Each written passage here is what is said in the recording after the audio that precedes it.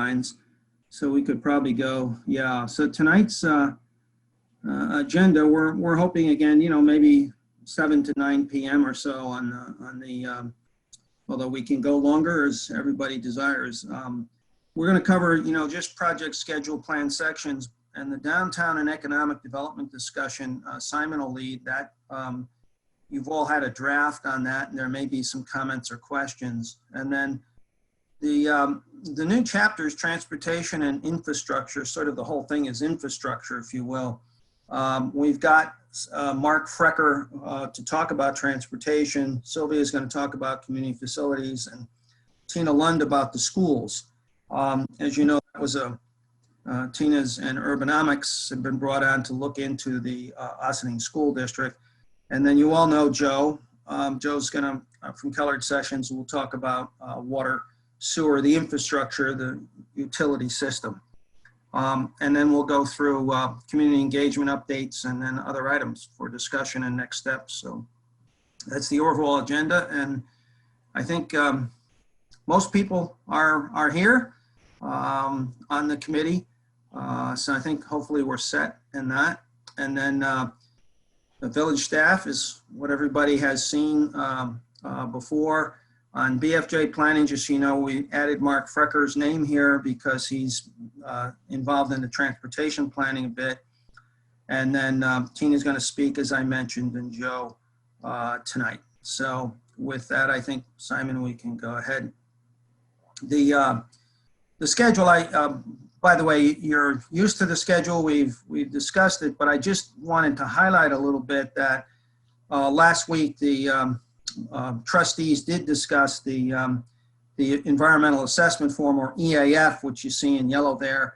I think we went through what's called part 2 and of it, which suggests that there are some significant issues to look at, and they're due to make that determination of significance on September 2nd, which, if it is a positive declaration, we would then go to scoping sometime in December. The trustees need to set that date. All scoping is outlines the DEIS. So as you're going along, up on the top here with the comprehensive plan, chapters and meetings, we'll be getting underway with, we may be getting underway, we've got to wait for the trustees on September 2nd with a draft generic environmental impact statement, so that we are aiming, as you all know, to try to have a draft plan and a draft zoning code update and then a draft environmental impact statement, so the trustees could hold a public hearing in February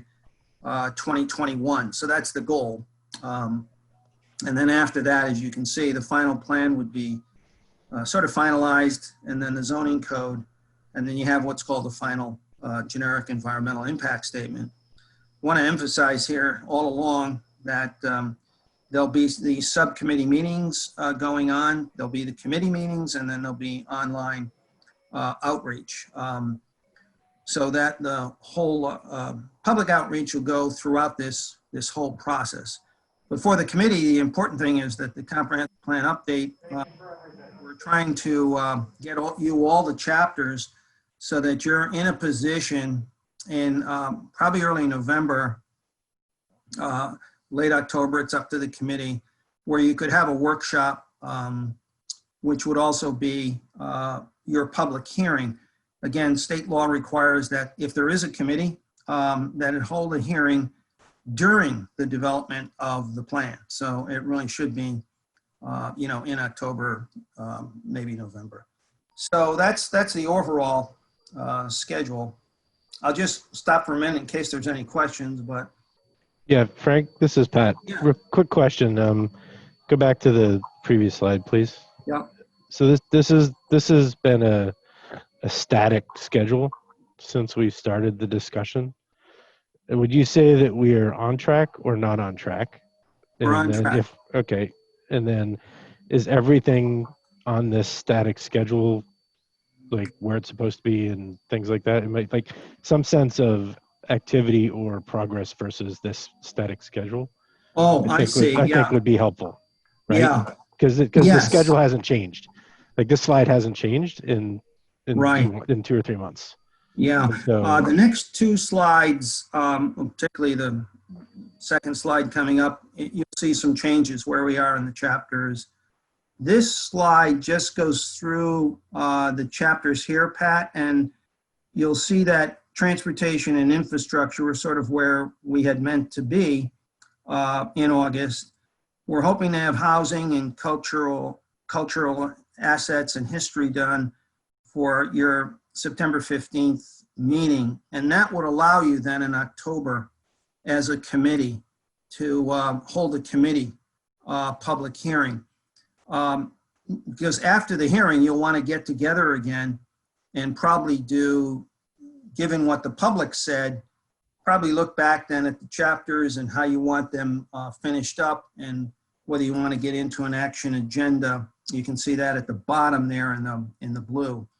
The key to this is that after your hearing, you're supposed to send a draft. It's just a working draft to the trustees, because the trustees are the ones who really have to complete seeker, and then they have to do the zoning, and they're the only ones who can adopt the plan. So that at that point, and after your committee public hearing, state law suggests that you then send the draft. By the way, it's a working draft. It does not have to be a complete draft, just has to be the committee's draft, Pat, and that goes to the trustees. And that's why you can see at the bottom here, we are trying to brief the trustees at various meetings with the trustees. And of course, 2 trustees are on the committee, which is terrific. So we're on kind of schedule. We've been adding things to it, such as, and I thought it went well. We had a site visit, for instance, of the waterfront. We hope to have a site visit, of the downtown. And then we have these meetings that are going on with subcommittee, the subcommittee meetings, to which all committee members are invited. And Simon will get to that at the end. We have one coming up, I think it's later this week, Thursday at 3, a waterfront committee meeting, subcommittee meeting. So you're invited to all of those. I have a question. So this is Omar, by the way. So one, if Frank, if you could go back one, actually, you can say on this one as well. Okay. They both show the same thing, so that I just want to confirm that after November, it looks like after November we are not meeting again as a steering committee. Is that accurate? Yes. Basically, we hold.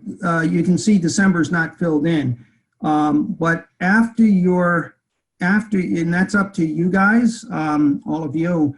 But after, what state law indicates is that after you hold your hearing, and it has to be during development of the plan. So we don't want the plan completely finished, but in draft form, after you hold that hearing, you're supposed to send the draft to the trustees. Now, we presume after the hearing, we should get together with you.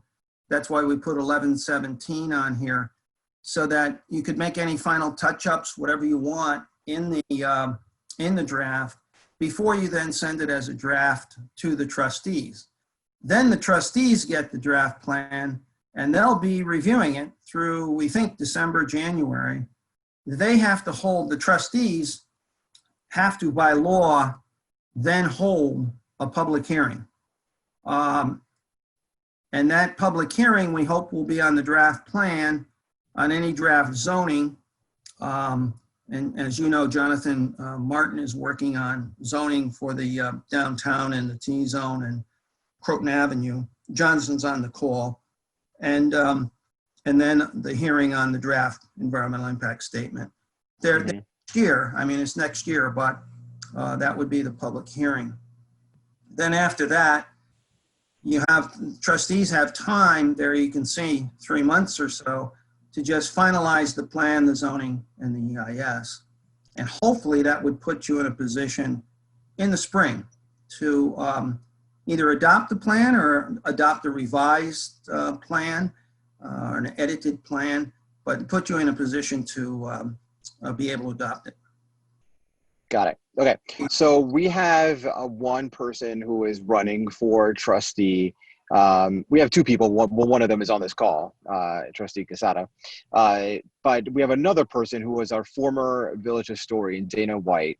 And I think that it would be a shame for her to start January 1st, and that's the first she's being involved in this process.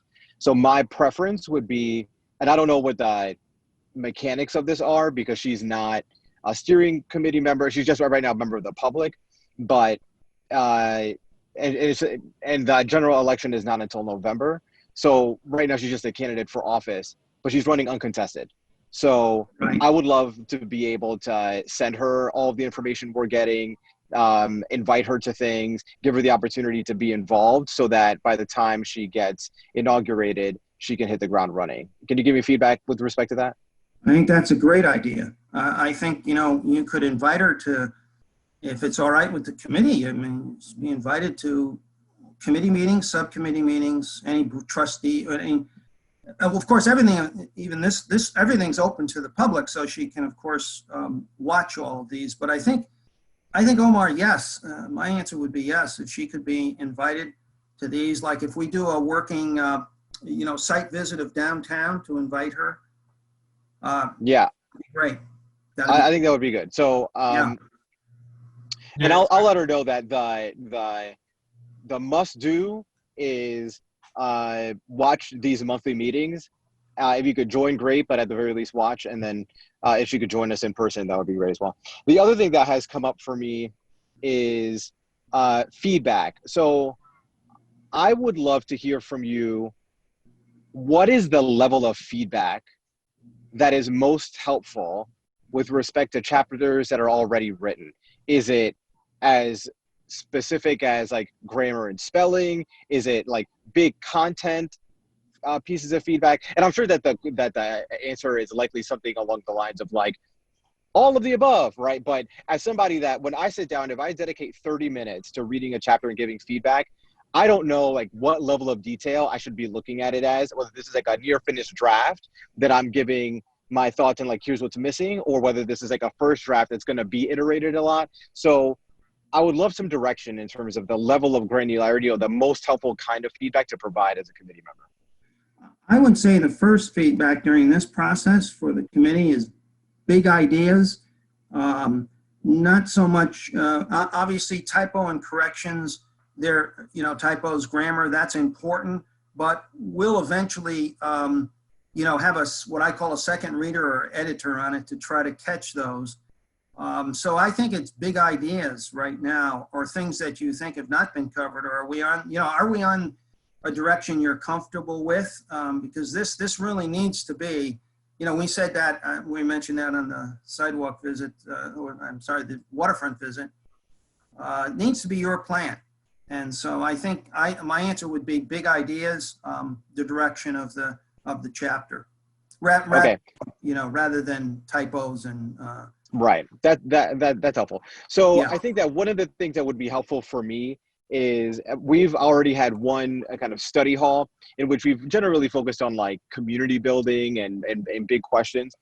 But this is one area where I could really use some help, where having someone that could sit down, because I can read these things, but some of them, like particularly when it comes to zoning, are so technical that I feel like I don't even know like what questions to ask. So what would be helpful is to have some structure, or so it could be someone on the committee that is familiar with these topics. So like somebody like Jeff, like has worked, who's on the on planning, like he knows this stuff, so he could say like, okay, I'll be the designated reader for this chapter, and here are like the 3 big questions that came up for me as I was reading this, where like they went in this direction, or we could go in these other directions. What do you think? And having conversations like that would be helpful. So the question is, can we now? I think the ship may have sailed for the chapters that have already been written in some ways.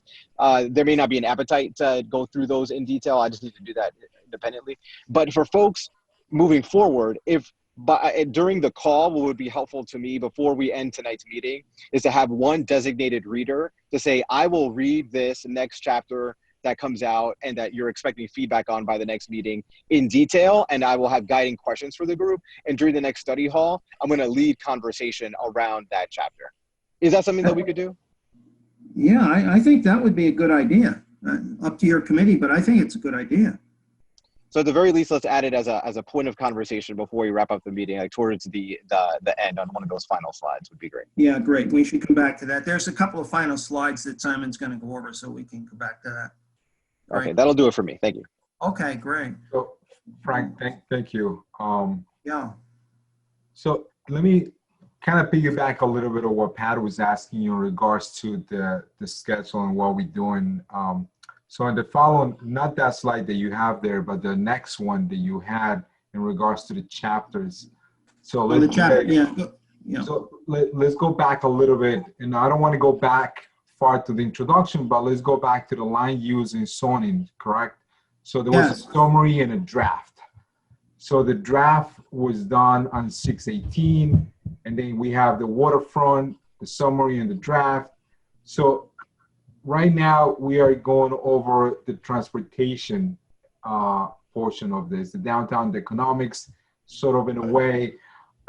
So let's say sometimes, and this is a little bit of kind of piggyback of what Omar was talking about, you know, sometimes all these drafts kind of make sense as a chapter, but when you start grouping them together, sometimes can trigger a question that kind of goes back to the land use and zoning, you know, when we're talking about the downtown economics. So by reading the draft, can we go back and make adjustments to something that we went back and to look at on the zoning area or on the land use or on the waterfront? Because, you know, we're reading chapter by chapter, but when we put all the chapters together, the meaning could be different. Yes, I think so. And in fact, on the 10th, September 10th, as you know, I thought it was a good idea that we're going to have this, Jonathan and Mark Evans are going to go over zoning with the trustees. And I think the whole committee is invited to that. So coming out of that, there may be some modifications to the land use and zoning chapter that you might want to think about. And then, Manny, I think a good one for me was Saturday's walkthrough on the waterfront. I think we can now, Sylvia mentioned this to us today when we're preparing for tonight's meeting, that there may be some adjustments we should now make, or not so much adjustments, additions, you know, and fine tuning the waterfront chapter. And then tonight, you can see as we get into this, Simon's going to cover the downtown if you have any initial ideas. But I hope that as after this downtown chapter, you digest that, we could have a walking, you know, tour again of downtown. We had discussed that too. So these are chapters that, you know, you need to get out there so that people have something to react to. But on the other hand, they're not at all frozen in stone. We can go back to them and add on to them and, you know, try to fine tune them. And I would see that happening with each of these chapters. Yeah. So if I can make a couple of like specific points and maybe one general point, just real fast. It seemed to work really well the way that we had this past few days set up, where we had study hall and then we had walking tour, and now we're having the steering committee meeting. I think that kind of kept this stuff fresh in everybody's mind. It allowed for, you know, a lot more emphasis to be given over a kind of discrete period of time rather than like every, you know, week or 2 weeks coming back. And so I wanted to see if it was okay with the board to propose that we do the same thing for next month, where we have the Thursday before the study, we can have the study hall, and then that following Saturday, we can have the walk through the downtown, and then the, you know, obviously the steering committee night will have the meeting. Because that seemed to me, from the outside looking in, you know, it seemed like it worked really well, but it's up to the board how you feel about that. And then I guess my sort of more general comment is that, you know, I think internally we've done a lot to really kind of try to make sure this train keeps moving. We you know, have asked BFJ to supply us with a timeline that was very, not that it was incredibly aggressive, but it was kind of very, you know, well set up with a plan that we're going to get from point A to point B, and we're going to try to do it within a set period of time. Now, if you feel like, you know, as we're getting closer to the end of things that you want to, you know, maybe add another month, to the review time before something comes out. That is possible. There's nothing technically speaking that prevents the board from saying, hey, we need a little bit more time to process this information. I would, discourage you from taking months and months and months. But if that means pushing back, things 1 month, and if you go back to the last slide,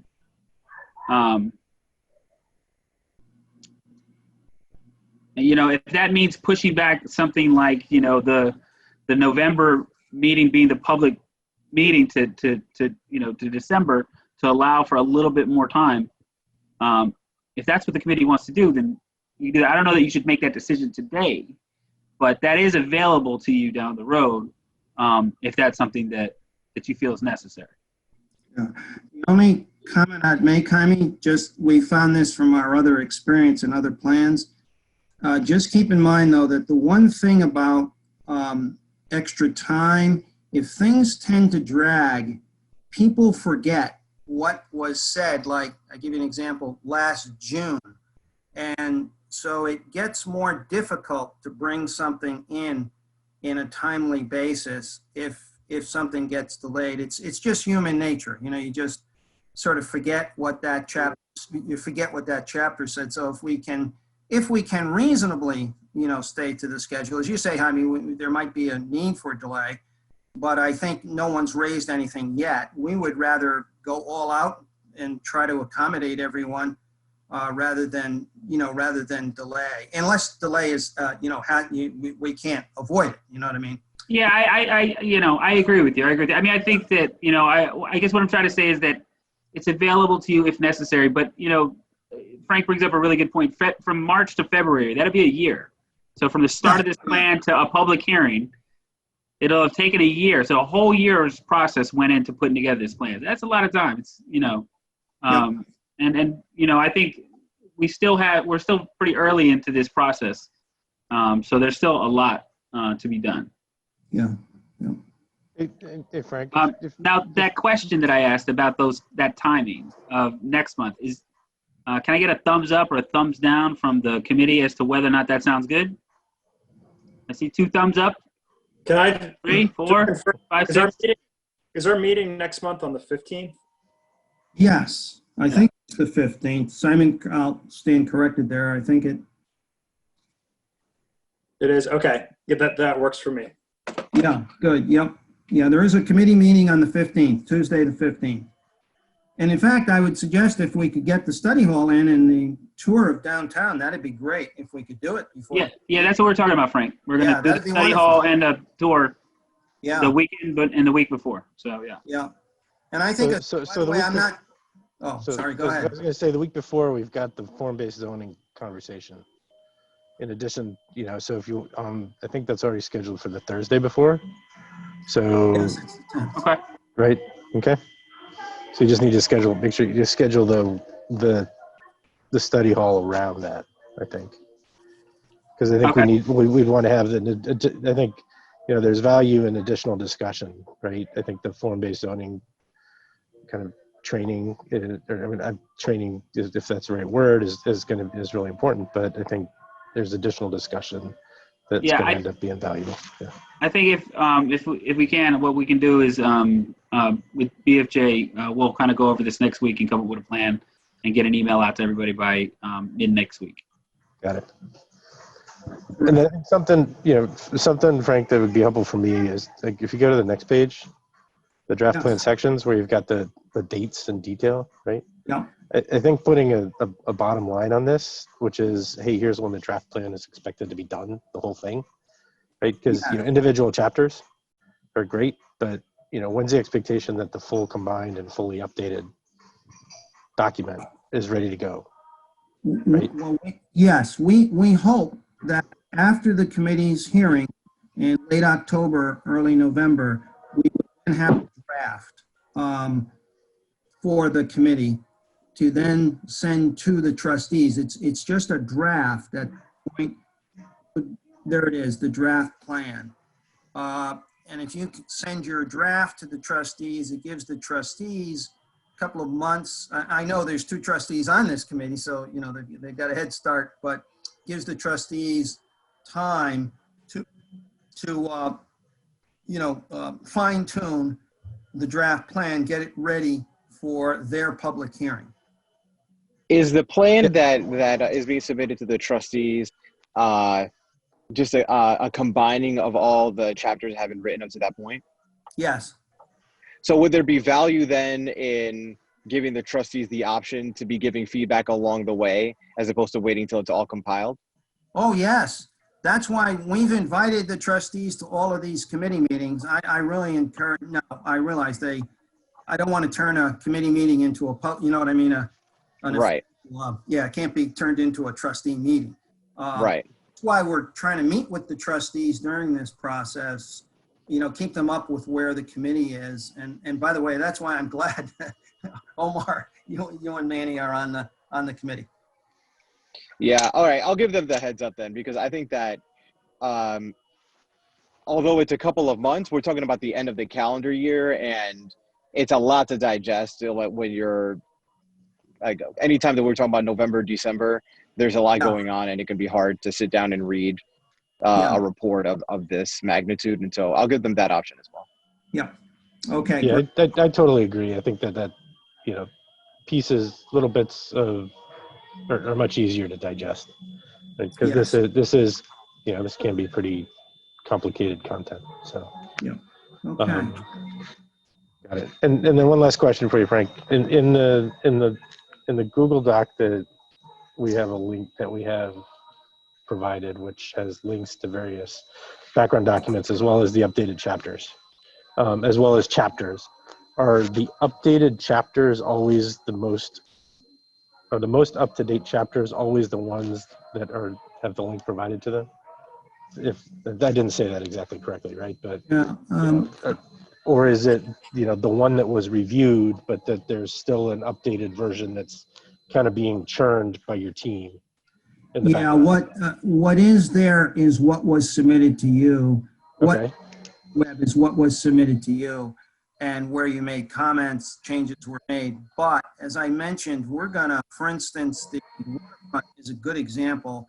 We have had now the Waterfront walking tour Saturday, and then this later this week, again on Thursday, we've got a meeting with the Waterfront Subcommittee. So there'll be more things, that came out of Saturday, and there'll be more things out of the subcommittee. So we'll update that chapter before we do a draft plan, for your hearing.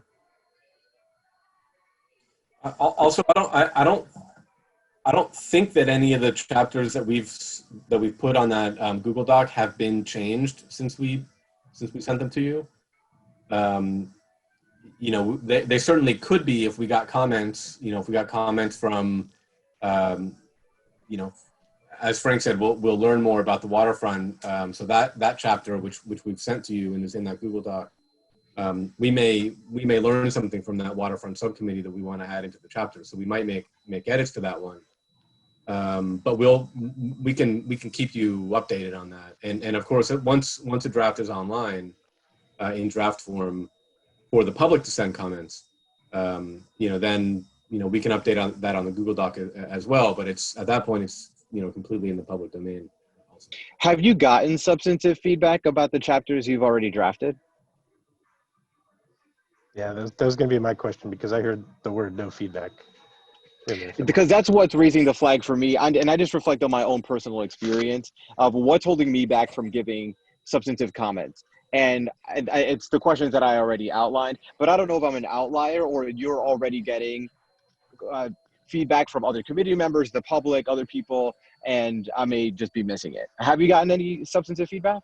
No, yeah, I think, just so you know, Omar, we've asked that any feedback go through, if it could go through Jaime and the manager, and then come to us. So I think I would say we haven't gotten a lot of feedback other than, these meetings, what we've gotten, from our walking tour, and what we've gotten really so far from the public outreach, both the ideas wall, and from the public survey. By the way, the survey, we've got an interim results of it, but it closes, as you know, we extended it, and it'll close the 28th of this month.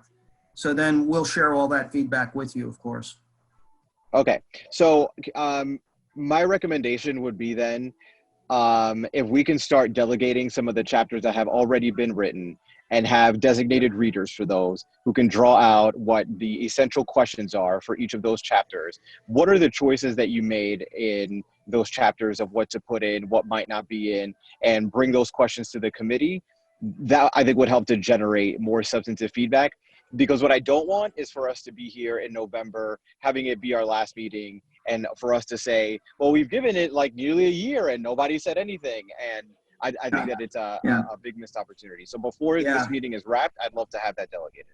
That's a good idea. I think that's a good idea. By the way, keep in mind one thing we've learned all these years, and I usually say it at the beginning of a process. I haven't said it recently, so I'll just mention it.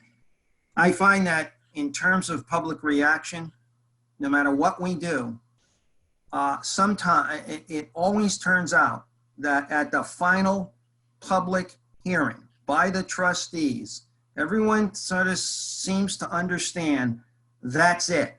And that's the legal public hearing. So you're going to get some comments at that hearing by people who have never spoken out before throughout this process. And we find no matter what we do, that'll be the case, which was why we've left time in March, April, May to finalize the plan.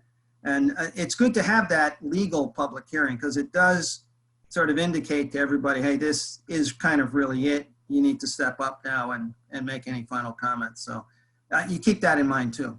Yeah, I think that's definitely true. At the same time, to me, it raises huge red flags that we're this deep into it and there have been no substantive pieces of feedback apart from the conversations we're having here, which have generated, particularly last meeting, generated some thoughts and questions. But I just think that there's a lot of value left on the table.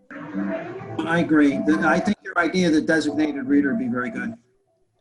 All right. So Omar, on this one, I don't want to say I want to push back, but I think that's not the consultant's decision who makes the designated reader. That ultimately has to come from us, the steering committee. We have to decide who is the designated reader and who is in charge of what is going on at level. And that's something that you and I had a conversation before. And I believe that was the reason why we established the study halls and how do we approach the members of the steering committee to actually start getting some feedback. It's not the consultant who has to do this. So we have to do that. So we can either do it now before the end of the meeting, or we can go and try to have a special meeting next week and kind of go over that among ourselves, because as you know, we were thinking about putting some sort of co-chair system into here. Right. So that will be that person who's in charge, if you want to call it, or the two people who's in charge, and go from there. So we can either, we can have a conversation offline about this and how do we want to do this, or we can, kind of discuss this at the end of the meeting. But I don't disagree with you. It has to be that. I had conversations with Jaime in regards to what is the feedback that you've been getting, and it's very 0 to none, pretty much. Right. So I agree. I think that it should be. I think that it should be us. And the only reason I'm not saying let's do it now is because I think I've derailed the meeting enough at this point. There's a lot to get to. But if we can do it quickly, and I think I don't know if it's forward or back, but to the slide that has the chapters, I think it's forward, that has the chapters written out. So there are 1, 2, 3, 4. There are 4, right? So if I just say, Jeff, if you take land use and zoning, giving your position, I think that makes sense. Then we have waterfront, the first one, and downtown economy. Is there anyone? I'll first open it up for volunteers before we just start delegating. Is there anyone that feels particularly moved to do any of those 3? And I'll raise my hand for the first one, but only to start the ball rolling, so that there's only 2 left. But if somebody feels passionately about wanting to be the designated reader for village and regional overview, then by all means, just raise your hand and let us know. Do any of the 3 that have already been written move you? Do you want to be a designated reader? That is an open question for the group. I'll take the waterfront. Manny takes waterfront. Okay. I was going to raise my hand for the waterfront, but I'll take the I'll take anything. I'll take any of them. That's fine. How about this? You and I can work on the waterfront. That works. That's fine. Well, I've actually read all the chapters, so yeah, I I've would got know comments Pat on has them. already given a lot of comments on the waterfront. Okay. All right. He has actually given quite a bit of comments. We had I think a 2-hour meeting with Pat, Karen, and myself about a month or so ago. Yeah. We Folks, do have a lot of comments there. might I suggest that it might be better if it is not a trustee to be the reader? Because the trustees are ultimately the ones reviewing this at the end of the game. Thank you. Yeah, I think that's a good suggestion. If others step up, and I just want to make it clear that what I mean by designated reader is simply someone who's going to read the chapter in detail and present what they see as the open questions for the committee. So I'm happy, and I just don't want to put people on the spot and have. It's easy for me to be like, here's extra work. Who's going to do it? That's not Omar. You know what I'm saying? So I'm just trying to take some ownership and leadership and responsibility. But I take your comment to heart, Stuart. So with that said, it sounds like we have, at the very least, one for Waterfront. The table is open for more volunteers. So Jeff, I thought Jeff said he was taking the land use. And Jeff has land use. Yeah, so we have 2 available. Okay, I would do downtown. Thank you. And I think it's a great idea, Omar. I think that this would be very helpful. Thank you, Becky. And does anybody feel particularly moved for village and regional overview?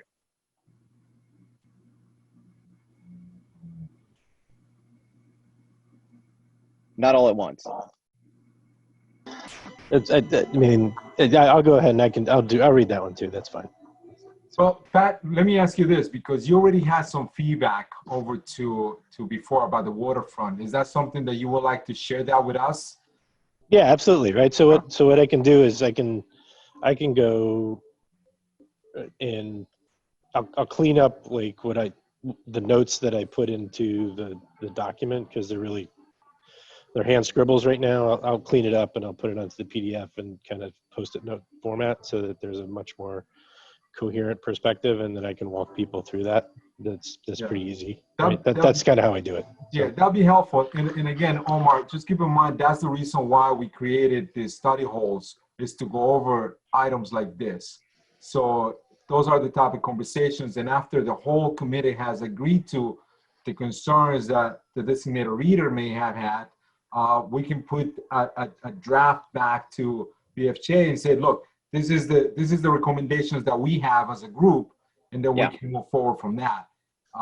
So that's the whole concept that we kind of created last week, and I would like to keep that moving forward and see where that takes us. Okay. Would it be beneficial to have each study hall be a chapter, and do that weekly? I think the only and logistics are the only thing stopping us from being able to do that. I don't know if there's an appetite to have that many meetings, but if people are, and I don't want to end up in a situation where there's 4 of us on a call, and then it's what's, are we really getting representational feedback if it's 3 or 4 of us from the committee that are on a call? No problem. I just want to also mention. Hey, Pat, can you mute yourself? Sorry, I'm getting kicked out. Also mention before, Melissa Banta has, I know she's not at this meeting, but has volunteered to be co-chair.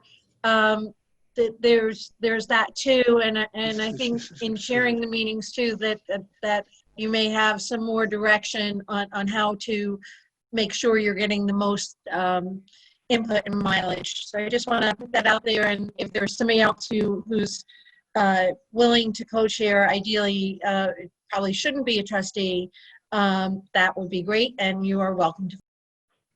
Yeah, thank you, Karen. And again, so we kind of go back, and I don't want to take too much time with this particular meeting, but we're taking too much time to discuss the structure of the steering committee and what we should be doing. That's something that I would like to be able to, for the next meeting, the next study hall meeting, or we can talk on the phone individually and figure that out. But yes, I agree. Melissa did say that, and there's at least 2 of the members that are not on this meeting right now that I think it should be part of the conversation. And I'm hoping to have some individual conversations and kind of move from there. So we kind of have a direction. We can kind of put something together. Omar, if you want, we can email that stuff over to the rest of the steering committee, and we can make a decision then. I just don't think that right now this is the forum to kind of talk about those items at this point. You know, we need to iron them out, and then we can come back and say, look, this is what we are doing. Let's move forward from there. That'd be fine with us because we have about 4 speakers so later. So Okay. they're all waiting on this. Who is taking notes during these meetings? We are taking notes. I think that Sylvia, you're taking notes on the meeting, right?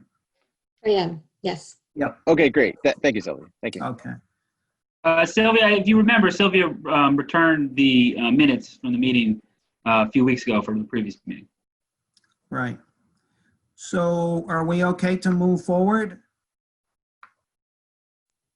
So Simon, yeah, I can be very short on this. This is just, you know, in blue, sort of the chapters that you've got, you know, drafts of. And then tonight we hope to do 6 and 7, which is all infrastructure, transportation, and then community facilities and utilities. We've sort of touched on this, 8 and 9. We hope to do with you September 15th. And then that would allow you at that point, really we should think about a public hearing by the committee, because again, state law says you must have it during development. The words are during development of the plan. So it would be good to do it in October, before meeting then in October 20th. So that's the overall schedule. And I think the next slide is I'm going to turn to Simon on. We had sent you a downtown economic development draft. So Simon, I'll turn it to you. Thanks, Frank. So, you know, we wanted to, as we've done in the past, we wanted to give some time here to discuss any concerns that you have about the draft or any questions that you have. Given the discussion that we just had, you know, maybe you all haven't gotten into it yet, or you want to have a designated reader go through first. That's fine. But if anyone does have some comments on what we sent on Thursday, we definitely wanted to take some time here to go through it. What we've done on the slide here is just outline really the overview of the chapter or the sections of the chapter. But there are some big picture goals or sort of high level objectives that we're trying to achieve really throughout the plan, but it's especially important here in the downtown chapter. And what that relates to, in essence, is really acknowledging that Austining is it's a high taxed community compared to other communities in Westchester County. And that's an issue, and we want to try to resolve that by bringing in new economic development. Now, as we're bringing in new investment into the village, we want to make sure that we're also mindful of the impacts that investment could have, for example, on the school district. And it's good timing that we've got Tina here tonight to talk about that a little bit later on. But that's an important balance for us that we've been thinking about in developing this chapter. You can see here on the outline, there's a lot of other issues that we get into, that we try to start thinking about. And as we dig more into these, we'll start developing some objectives and strategies based on this. But that's really the high level balance that we're trying to strike. And then just a couple of questions here that we thought were interesting and are curious if any of you have input on these. Are there recent success stories in growing on the village's economy?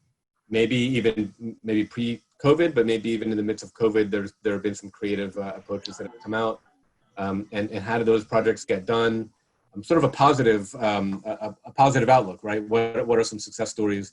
But then the second question here is something that we got into quite a bit with the Economic Development Subcommittee, is, are there any barriers that you know of to starting up a new business or expanding a business, or for someone from outside of the village coming in and investing in a way that would be beneficial?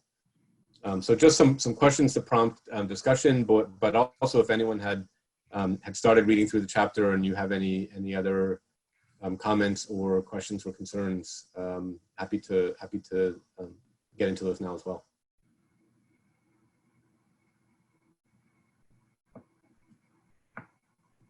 And if you all think it needs a study hall before we dive in, that's okay too. And also what may affect this too is if we have that downtown, Saturday morning or whatever morning you choose, walkthrough, you'll have other comments. So one thing that I'll raise is, so I've attended one subcommittee meeting, and it was this one for downtown and economic development. And there were a lot of items that were brought up, such as transportation and how that can be an issue, parking, the high level of administrative burden when it comes to either creating a new business or moving, let's say, locations, things like that. Those are the and not everyone in the steering committee was part of that subcommittee meeting. It would be super valuable to get a high level readout of what the main points have been from these subcommittee meetings to discuss here, because I wouldn't want to waste you all's time having you hear about things you already heard about. And there are issues that they brought up that I think would be valuable for us to either expand on or challenge or whatever. So my sense is that there are likely similar great points being brought up at other subcommittee meetings that I haven't gone to.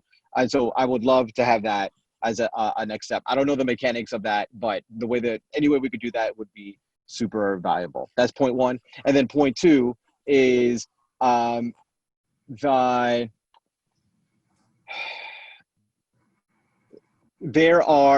take on answering these questions is that Ossining is a tale of two villages when it comes to business. One is what are kind of the new businesses, some of these belonging to the Downtown Business Alliance, like First Village Coffee or Sing Sing Kill Brewery, businesses that have started in the last 10 years and really been able to grow, many of them in the last 5 years, but have really been able to grow and expand and be quite successful and navigate even a lot of the COVID challenges. Then there are a lot of the older businesses that are here, or smaller businesses, I'm going to put this in huge scare quotes, ethnic businesses. Okay, you see what I'm doing here? So that are often unplugged with the processes, with the news, with the changes, with what's going on, disconnected to communications in terms of things that, like, municipal parking permits are now available monthly if you would like to do that for the next, they don't know. Because we don't even have an email list for these people. So there's no way of contacting them all at once. And so there are just like structural issues with communicating with and getting feedback from and growing that second group of village businesses, and that is not to disparage that first group. I frequent many of those businesses. I love those businesses. Those are great, but I want to see that same kind of success for all kinds of businesses, not just those that are most savvy. Okay. Yes. Omar, that's great feedback. Very That's true. Yeah. what we need to hear. So thank you. And by the way, I think we do try to get into that, the need to support, businesses owned by people of color, but maybe look at that in particular, everyone on the committee, that section of the chapter, and if it's lacking, even if it just needs more specificity, maybe the high level themes are okay, but there's detail about what's going on the ground that can help us flesh out what's really happening and what needs to be done. That's how we can start getting from, okay, maybe we've got the right themes at a high level here, but we need more information about what's really happening in the community to understand what some specific solutions. So I just have this sort of global comment about the chapter, and I was looking back at the chapter outline, and I see that one of the last chapters that's going to be written is the action agenda. But as I'm reading this, I'm curious whether, like we can be identifying actions we can take. Like, for instance, for most of the narrative here, I pretty much agreed with the narrative, the description of the village. I think there were a lot of key points. There was, stuff about COVID-19. But then, at the very end, there's like this list of objectives from the old plan, and there's a few objectives for this plan identified. And just like one of them is like potential objectives, strengthen retail to attract more residents and visitors. And I agree with that objective, but the thing I find lacking in the chapters, and maybe we're to get to that at the end of this process when we get to the action agenda, but some more nuts and bolts of what that means, because the chapter as a narrative, I don't find it very controversial. I find that it's a pretty accurate description, but I'm just sort of like, where we look from this to, that's a very broad objective. So like, can we get into like more granularity and ideas at this stage, as opposed to like waiting to the end of the process? And maybe I'm not. So I would say that, like, That's up to exactly this right. point, do you want to say something, Simon? No, go ahead. Yeah, so I would say that, these chapters are going to contain a lot of information. The action agenda, generally speaking, I don't want to speak on behalf of BFJ, but, I've worked on another comprehensive plan, and all those items in the action agenda sort of draw from information that's in those chapters as well. So it's sort of like a collecting place at the end for all of the stuff that's in the chapters, right? So if it's in a chapter and it's an item that's related to a chapter, that, or it's in the action agenda, it's related to a chapter, it should draw back to something from within that chapter. That's correct, Simon?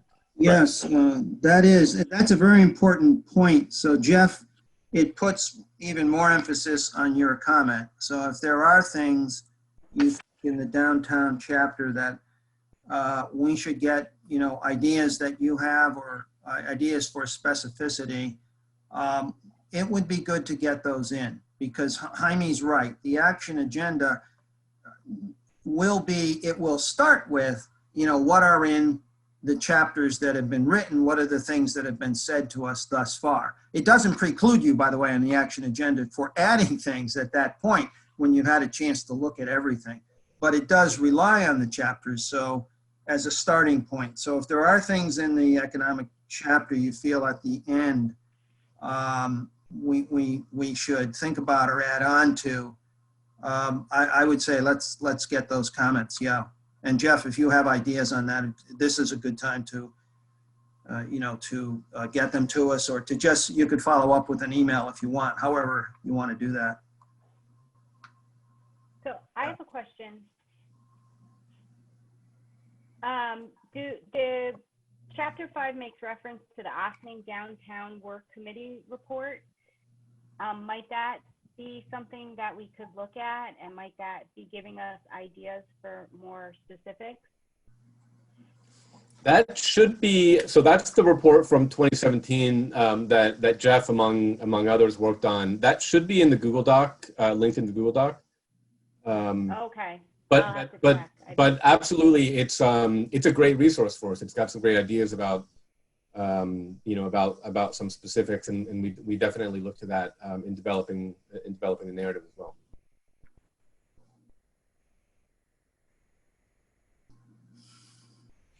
By the way, that, just to tie that back into a comment that I think Omar mentioned before, some of the content that came out of the subcommittee meeting.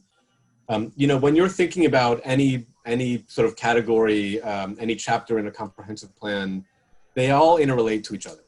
So when we were meeting with Economic Development Subcommittee, a lot of that discussion was about transportation related issues such as parking, and not all of that is fleshed out in the downtown chapter, because it's going to be in the transportation chapter. But it doesn't mean that we don't understand how these all need to be linked together. And some of the ideas that came out of the downtown redevelopment working group report would fit in that category as well. Some of them are specifically about economic development, but some of them are also about other other sort of other categories or other themes in the plan. Good.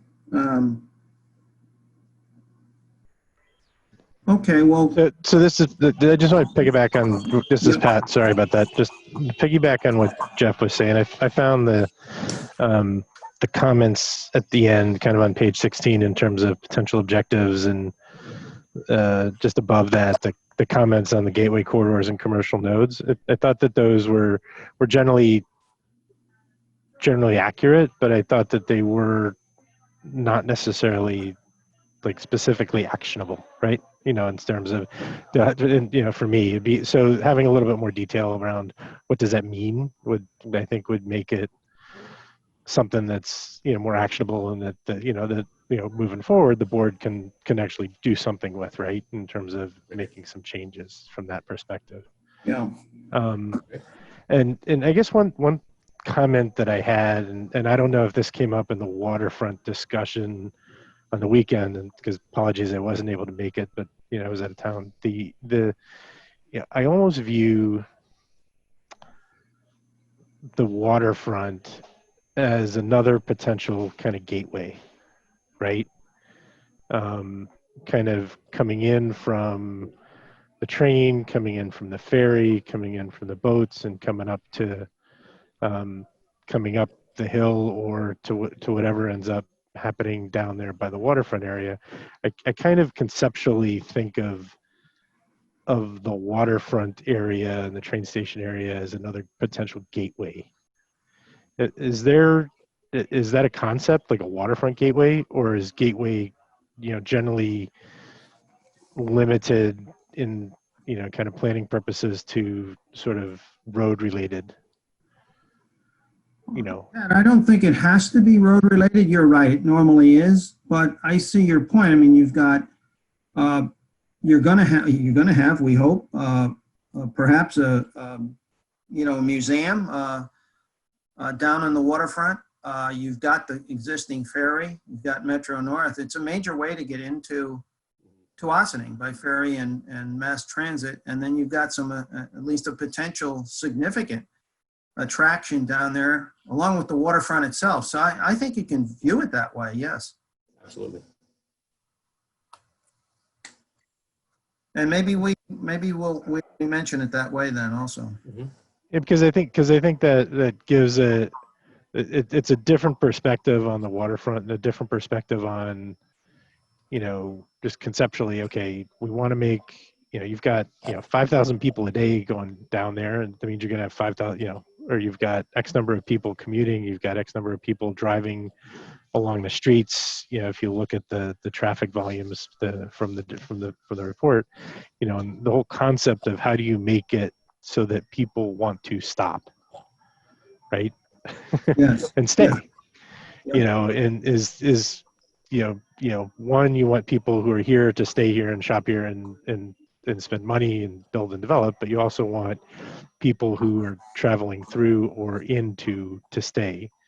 And so conceptually, you need to think about, you know, how do you make that attractive to along all of the routes of entry. So, Right, I think it's a good point. Yeah.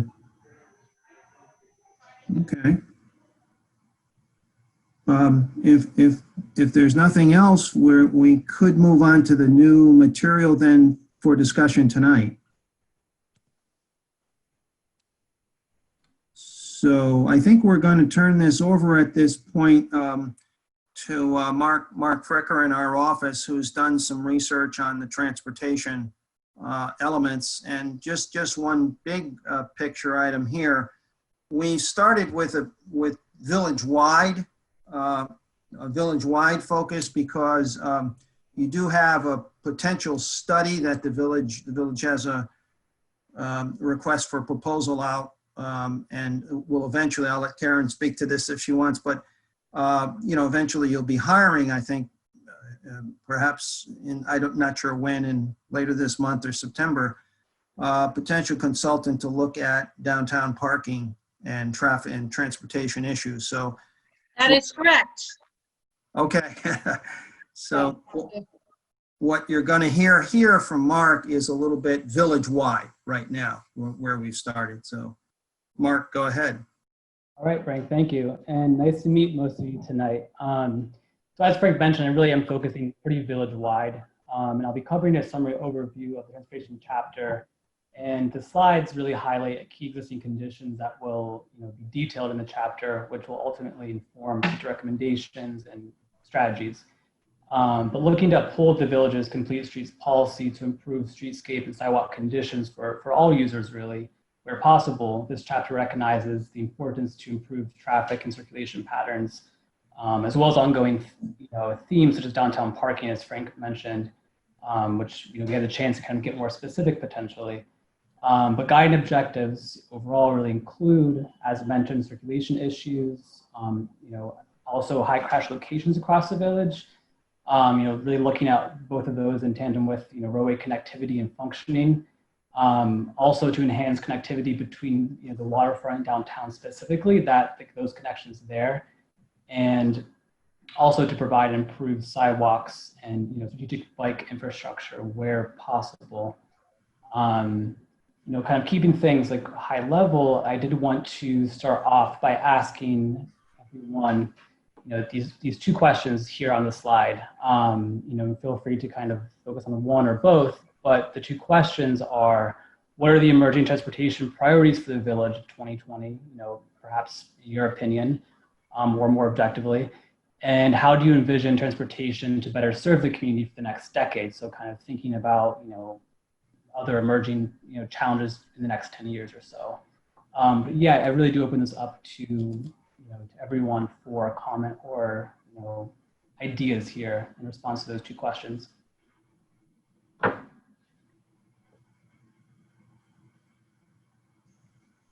think the one thing that the village, the topography of the village in many places is very steep.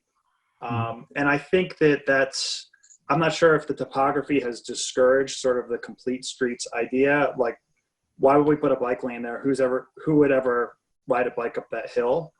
But I think that that's a missing element of our transportation network in our community. And I mean, that's something that I was on the downtown redevelopment working committee. That was a recurring thing that I heard from members of that group and members of the public. So that's, I think, for me, a priority that we going forward look for ways to expand and like particularly bike lanes. But there's also some places on Route 9, like North Highland, that the sidewalks are right next to very busy traffic corridor, and they're just not they're not very hospitable to pedestrians, and I think end up just discouraging people from using those for walking. And I know that there are things we could do to sort of soften what the pedestrians experience, the traffic right next to them, different things that could be done with the sidewalk, or curbing, planters, street trees, things like that. But those are kind of two elements that I would point to. Okay, yeah, and thanks, Jeff. I definitely, in regards to topography, that is a huge barrier that can really be called out more with discussion on complete streets and bike infrastructure in particular. Thank you. Super smart observation, Jeff. One thing that I'll say before I make my comments is I would love to hear from everybody in the committee tonight, particularly those that have been a little bit more reflective, quiet, reserved. I'd love to hear your voice. So to me, I repeat a mantra that has been just validated over and over again by Dr. Thomas Sewell. There are no solutions, only trade-offs. And the question here in terms of transportation priorities, there are some real competing stakeholders that have some overlapping, but some competing trade-offs. So you have people that live in the village that don't own vehicles or don't own reliable transportation that would need a way to get around the village. There are people that live within the village that own vehicles that want to be able to drive into the downtown park, frequent the businesses, then drive home. There are people that live outside of the village, whether it be the town or other communities that come in, that want to do the same, drive in, park, enjoy, leave. There are people that are coming in through the Metro North, whether they come in through boats and they dock here, some other kind of, they come through the waterfront, in other words, and they need a way to get into the downtown. There are already some services that exist, but okay. So just those four that I mentioned, you can think of something like, well, how about we get like a trolley or a jitney or a something that would be one solution to increase transportation. That might work for some, and it's not going to work for others. And the same thing with bike lanes, is that it will increase the ridership of bicycles. But what about the people that have cars, want to come in and park? Now there's potentially less parking, or there's more competition in the roads for space for them to drive in, so it's a less pleasurable experience, or so maybe you're discouraging people from outside of the village to come in, but maybe we don't want too many people from outside of the village to come in because already there's not enough parking, so it's like those kinds of things. So for me, it would start with identifying who are the stakeholders that are involved, and who do we want to prioritize with respect to the kind of transportation changes that we're making. And I don't pretend to have the solutions to this, but I would say that the people who are least engaged with processes like this are the ones that tend to be forgotten. So the folks that own vehicles tend to be the folks that also be most engaged, and those are the people that can advocate for themselves to get additional parking structures and different things to make their life easier. But I would advocate for people who are senior citizens, that are low socioeconomic status, that have inconsistent transportation, that would need a way to get around the village, because they potentially already have the Beeline to get out of the village, but to get transportation within the village, as voices who we likely won't hear advocating for themselves in this process. But I would love to see some ideas for how to serve them. Great, thank you. Yeah, it's really helpful to think about both, in terms of circulation, but also just the spatial implications and requirements for each of those, user groups that you outlined, and being clear of who we are, speaking about, and where the ways to negotiate the different interests. Thank you. So I'm going to stick to the points that we have in the slide. Obviously, we did pass the Village Complete Street policy a couple of years back, and every time our village engineer has major work, construction or renovation or restoring regarding the streets or sidewalks, we have been doing that, either through ADA accessibility to bike lanes. The last one was the Underhill Road, where this bike lanes were provided. So we are doing that as we go through, updating our infrastructure itself.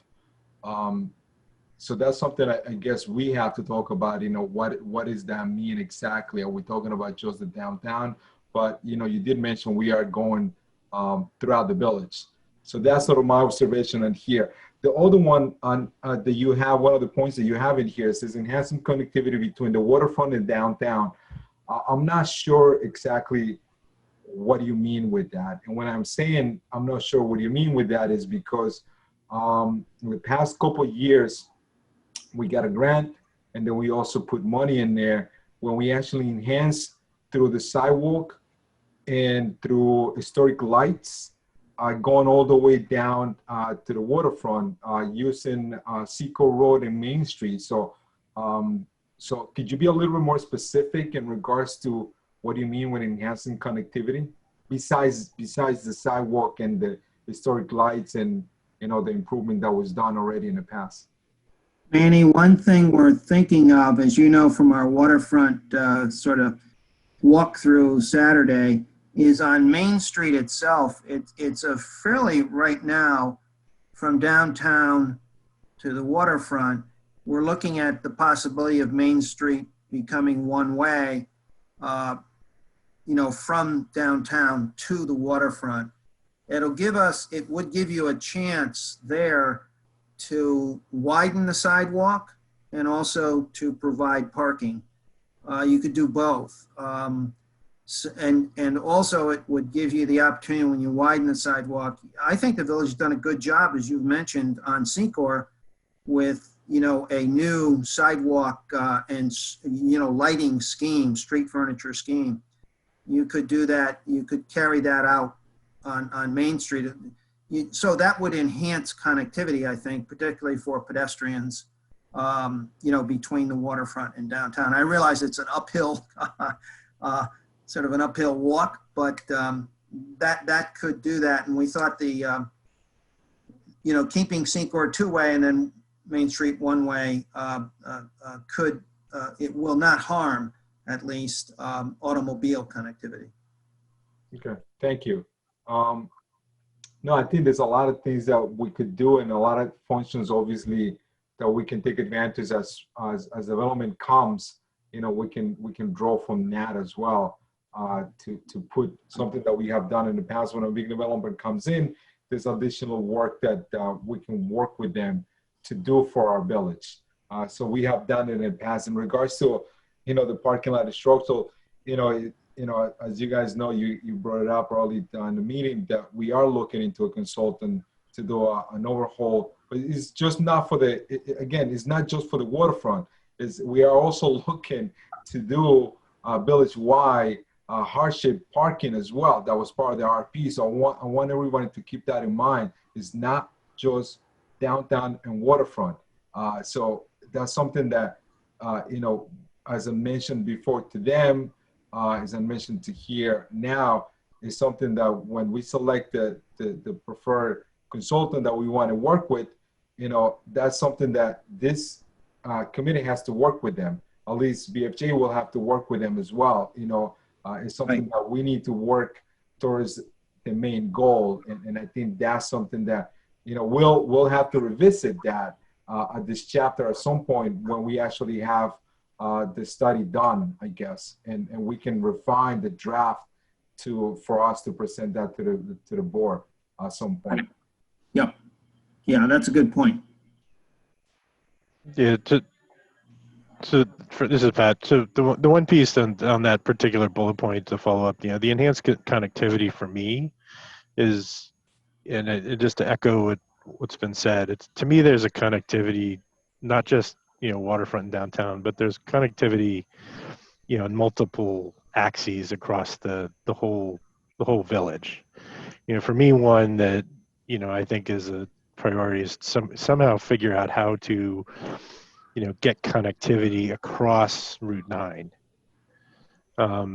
You know, because, you know, on the east side of Route 9, you've got the library, you've got the village hall and town offices, you've got the high school, and you've got that kind of 133 commercial corridor going up towards, I guess they call Roosevelt Square, right, which is another node. But then to the west of it, you've got, you know, the downtown and the waterfront. And for me, figuring out how to get that east-west connectivity fixed, for whether it's, you know, walking or, you know, biking or, you know, somehow, to me, would do wonders in terms of getting the flow going back and forth and allowing some, for me, I think that connectivity is just much broader than just that what's stated there, right? So for me, that's one. We agree. We think that whoever the village chooses, we need to work with them on that because that's going to be that's a big issue. That involves the state, downtown, and what you do on Route 9. So that's going to be something that we need to work with that consultant that's retained. But we have 3, 4, or 5 more slides on transportation, so we might want to go to a couple of those. Yeah.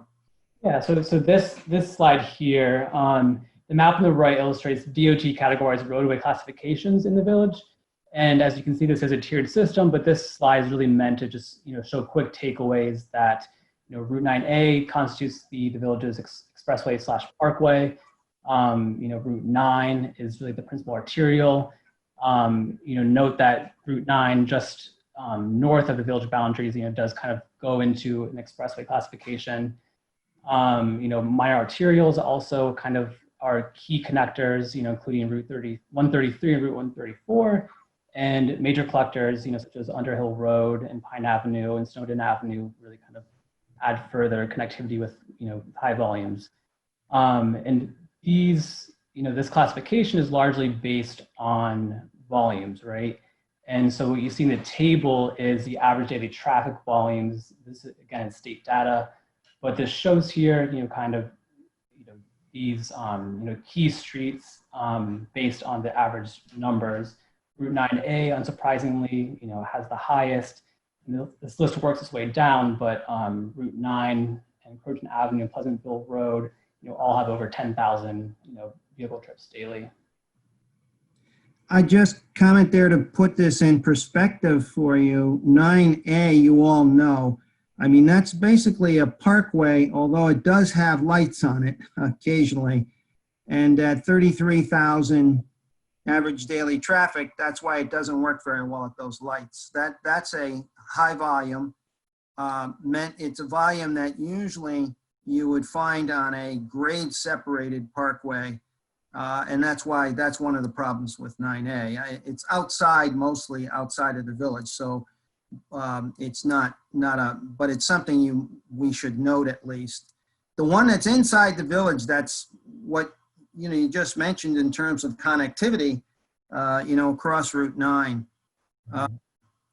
Highland Avenue has an exceptionally high volume of traffic. I don't think I need to tell you that. You all know that, but at 18 or 19,000, vehicles a day, that is not something that fits into one lane in each direction. So the obvious thing about a road diet on Route 9 is that road diet can be done and it will improve connectivity, but it needs to be done with the state as a player. And then you need to look at what is in the 2009 plan. And that is, they recognized in 2009 also that if reversed, if you will, what the state has done on Route 9, people are going to look for alternative routes. 2009 plan spends a few paragraphs on that. So it's going to be, as Omar said earlier, trade-offs in that issue. And these volumes kind of show that. These volumes don't work for traffic in only one lane in each direction. So if you... The one thing I would just add to that, because we spent a lot of time in the DRWC talking about this. Right. Route 9 is only 2 lanes in each direction for about a third of its length in the village. If you come in from the north, it's 1 lane in either direction. And then after Cedar, it splits into 2 lanes in each direction. Right. And then go south, I think it's around Lincoln or Maurice, it merges again, and it's 2 lanes, or it's 1 lane in each direction. But as you go south, there's a center turning lane where you can. That's right. And that, I think, mitigates a lot of traffic. And so my only point is that it's not, I think that it's just obvious if you drive it, that it's the bottlenecks of going from 2 lanes back to 1 lane, that I think may be inefficient. And the idea of a road diet, I think, is not as drastic if you think about center turning lanes or other types of, traffic measures that can be put in to deal with, a lot of the traffic that backs up is turning traffic anyway. So anyway, I just wanted to interrupt that point. No, it is. You're right. You're right. It is the turning traffic, and particularly the turning traffic on Croton Ave, which you can see there is 13,000 vehicles a day. So that's the main intersection, 9 and Croton Avenue, that would have to be looked at, and I presume in detail in this new study, this upcoming study, to look at those trade-offs. And that Omar's right. There will be trade-offs between what you want as a village, and that'll be a key decision. It's almost One- ironic that in the center of the city, we've got 4-lane road, or in the center of the village, where we've got the most interaction of people. And the feeder routes are 2 lanes. We will just about want to reverse if you do anything. And I think we should seriously look at working with the state to indeed 1-lane traffic with turn-off points where you need to do turn-off and slow that traffic down, because people are going at the speed of lightning downhill into the village. And I've measured speeds there. When they come from the north into the village, they go often at 50 and higher miles per hour, and we should stop that. And that should be prescribed in the comprehensive plan. Okay, yeah, Frank, I think you're right. As you're coming down from Route 9 in Croton, you've got what amounts to a highway there, and then it separates between 9 going south on Highland and then 9A. So you got high speeds, and those speeds need to be slowed down. We understand. Okay. Clarifying question that I have is, if you could just go back for a second, the average daily traffic, over what period of time is that measured? 24 hours. 24 hour day long, yes. Yeah. During a weekday or weekend? Weekday. I'm sorry, can you say that again? This is the weekday data. But what time was this data? This is not data that you got. This is data that you pulled from existing files. Can you talk? I think that's what your question's more about, correct? Right, because I imagine that like during the weekend it might be different versus during the week or whatever. And so I just want to get a sense of what period, or like if it's also like a 7-day period, or This is state data, and it is is weekday. It's the average weekday daily traffic volume. And it is all state data. This is basically from the state DOT. When was this published? Okay. These numbers here are from 2017. All right. Thank you. And then one other question on the data. Is this bi-directional data? Yes. Yes. So, okay. So going back. Wait, what does that mean? So it accounts for both lanes of traffic. If it's a 2-way street, which of course all these are, accounts for any vehicles traveling in both directions. Thank you. So I guess part of doing this study for the comp plan and what does that look like for us is to kind of see what's to map up the future for the next 10 years. Mm-hmm. Part of the reason why we're here is to try to figure it out and make sure that what are we doing for the next 10 years? So looking at numbers from 2017, to me, I get that. I just don't agree with that because we are in 2020, and I think numbers definitely have changed from 3 years ago. So I'm not sure how to fix that. That's number one. Number two, how do we predict the future in regards to development? I mean, we do have potential projects, I'm going to call it. One in the waterfront, one in a downtown area, and one, I guess, 2 in a waterfront area, I guess you want to call it. One that has all the approvals, one that we have an RFQ send out, that we have on talks with a potential developer. Another one, we are looking at some point, I don't know when, but the downtown, parking lot areas that we always talked about. How do we predict the future in regards to transportation, and how do we alleviate a lot of the stuff that we are talking about here? Well, Manny, yeah, it's not easy. I can answer, though, the first part of your question, and that is the 2017 data. I believe, Mark, is the latest we were able to get from New York State DOT. I think it's generally valid. We haven't found in Westchester huge changes year by year. There's been a a basic steady growth in Westchester. Not huge growth, but somewhat steady in population and development trends. It's I don't mean to say that it's, it's more like a modest population increase. However, I don't think that the data has changed tremendously from 2017 to 2020. But the more important question you asked is, how do we gauge impact of new development? We'll try in the EIS, for instance, to gauge what the zoning recommendations would be, what development is in the pipeline, and what does that mean, on the traffic situation. Most of it will be dispersed, but it will add. It will add some traffic to roads like 9 and 133 and 134. Yeah, I would kind of just want to piggyback a little on that. I think that the 2017 numbers are probably pretty good. But that being said, with every new development, you do have to be concerned. And if you're building a 2-family home, obviously you're going to produce very little traffic. And if you're building a building with 300 units, it's a very different story. So as you go through the site-specific review for those projects, if they are, of a big enough scale, we're definitely going to look, at least on the planning side. And I know, Joe Tremelli is one of those people that'll probably be looking at it.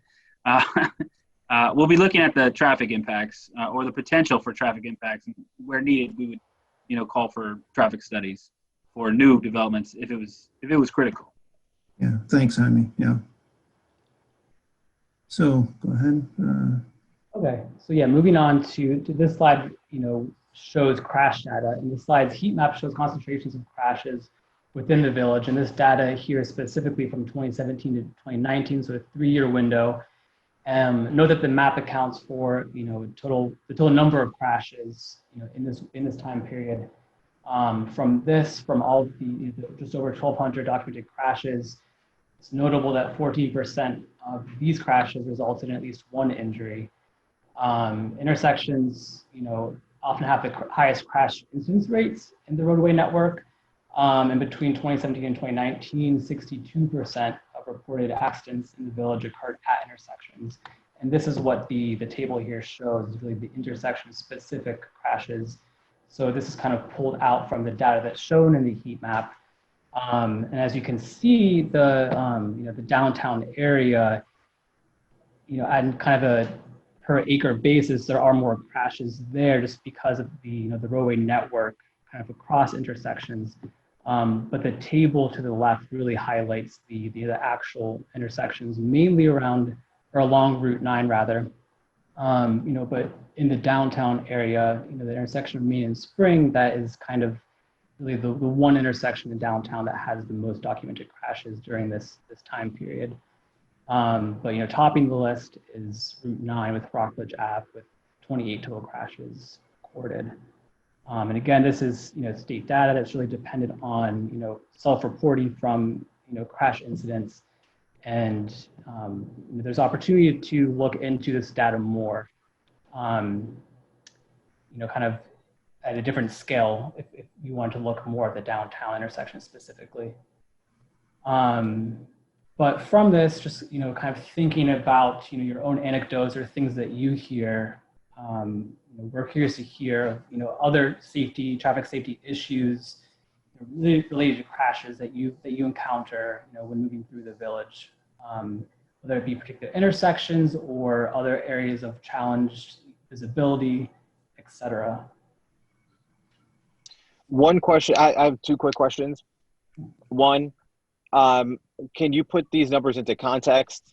The 62% of all documented crashes occurred at an intersection. Is that high, low, with respect to what you would expect to see? That's a good question. I would say that is, of course, typically in towns or similar villages, most of crashes do happen at intersections. The 62% in particular, I can look more into to see how that might compare to other areas, but it does fit with the narrative of most crashes happening at intersections. Yeah, Same we have found that in our other comprehensive plans. This is a sort of a number we expected. Okay. And so I just want to get a sense of, whether that's helpful, because if it's usually like around 50% and we're at 62, then that would be a cause of concern we should do something about, as opposed to, not to say we shouldn't do something about it, but if it's in line with what other communities experience, then okay. Same with crashes resulting in an injury. Is that within the norm? This is within the norm.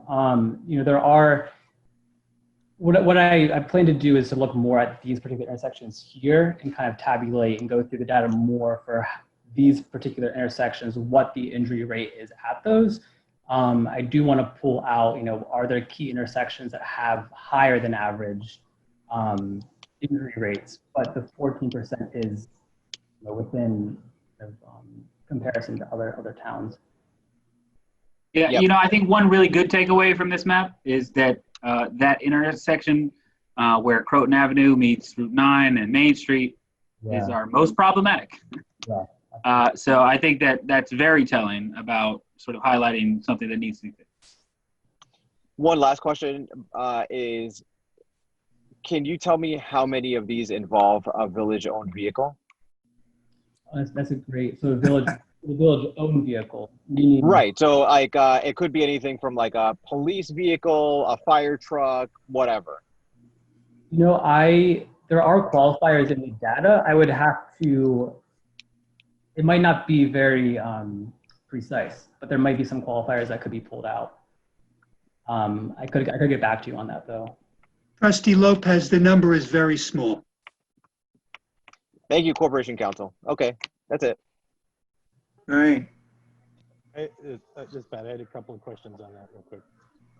So one, kind of in going to in keeping with the concept of that we're not just a car-driven village. Is there data related to pedestrian incidents?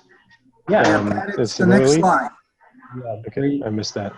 It's our next slide. Okay, and then the second piece is, specifically to your question around the main traffic safety issues.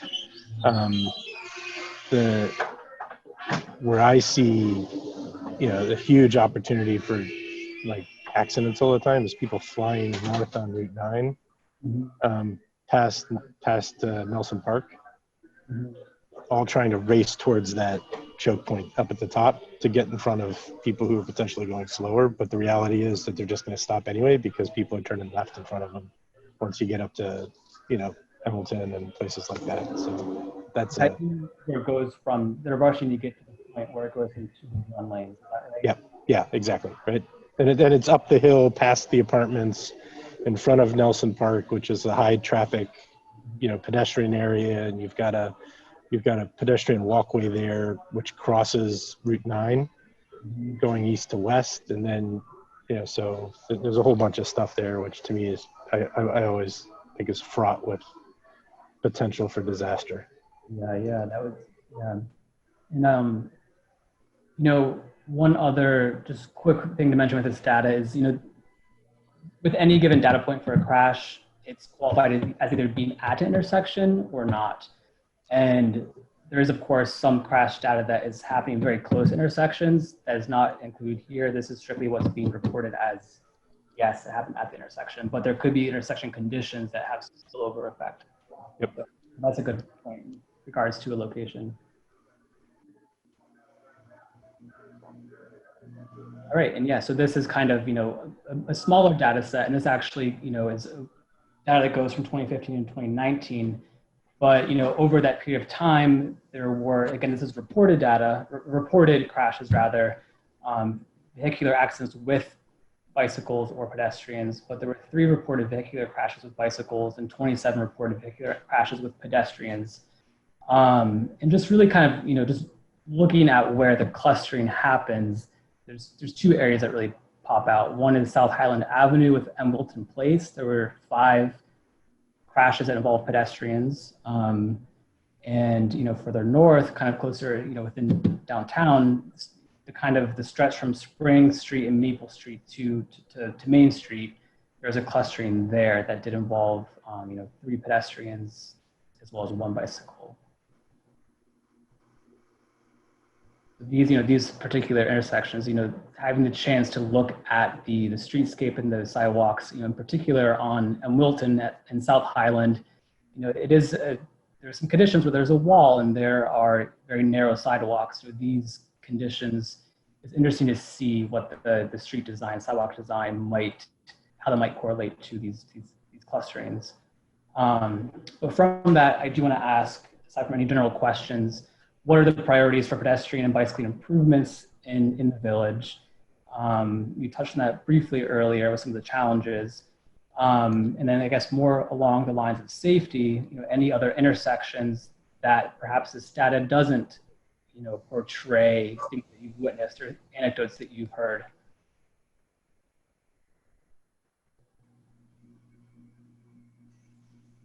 So I just want to throw something out. This is kind of a comment that relates to the last 2 slides, or at least a thought that came into my mind. Right. And I almost feel like I shouldn't even bring this up, because this was one of the most contentious things in our community that I can remember. But I'm just going to bring it up because I feel like we should just insert this into the conversation at some point. There was a proposal at one point to put a roundabout at an intersection in downtown. Yeah. And that became a very heated debate. And I'm not going to try and recreate that debate now, but one of the comments was that was anti the roundabout was that our comprehensive plan hadn't addressed the appropriateness of that. And so here we are redoing the comprehensive plan, and we're in this process. And I don't know that much about roundabouts. I've only what I've researched on my own and experienced them in other communities. And I know that there are statistics on safety, and we're talking about pedestrian safety. We're talking about vehicle accidents. And so if there was ever a time during this process where we would decide whether we want to address that or look into it, or have our consultants look into that, since we have them here, I think this would be the time. So I would like to put this out because we had we spent a lot of time as a community on this issue. And during this time of intense planning, it seems like this would be the time when we would address issues like that. And should it ever come up again, I think we should take the opportunity. So I'm going to piggyback on that one. So let the record show that I did not bring that up. It was Jeff Sparrow who said that, just for the record. And I'm going to mute myself now.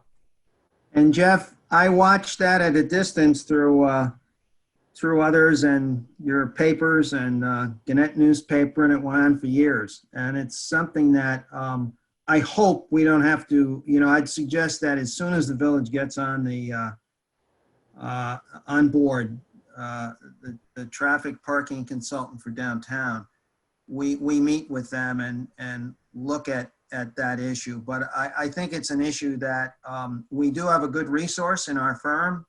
My transportation partner, George Jacquemart, was one of the, is very expert in roundabouts, but it's something that I would like to not, I'd like to just, if we could wait a month until that consultant is on board.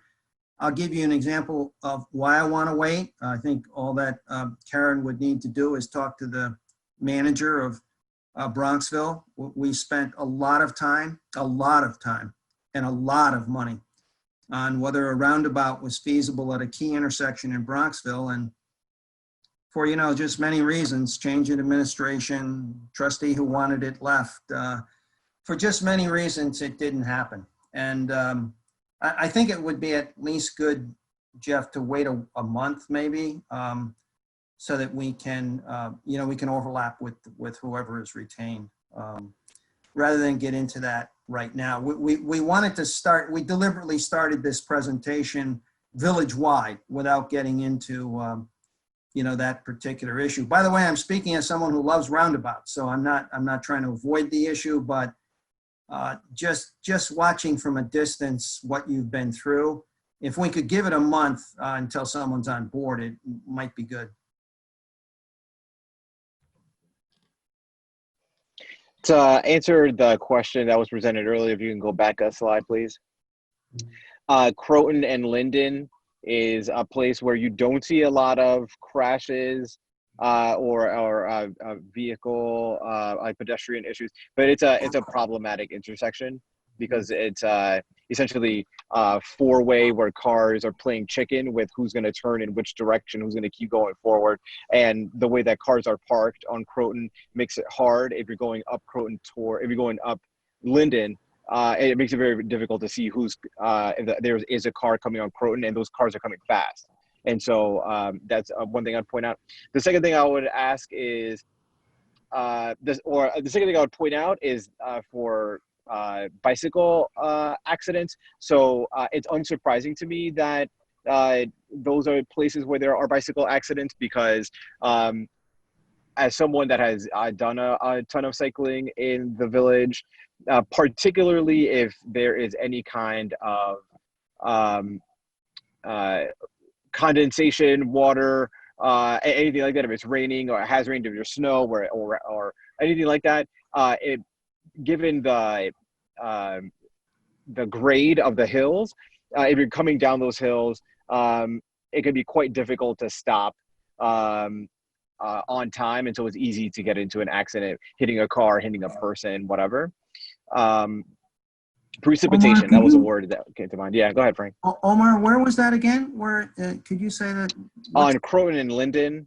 Oh, Croton and Linden, I got. Okay, right. Yeah, yeah. And then where you see where the circles are, where you see the pedestrian and bicycle crashes, those are places where, particularly if you're going toward the waterfront, it's a downhill.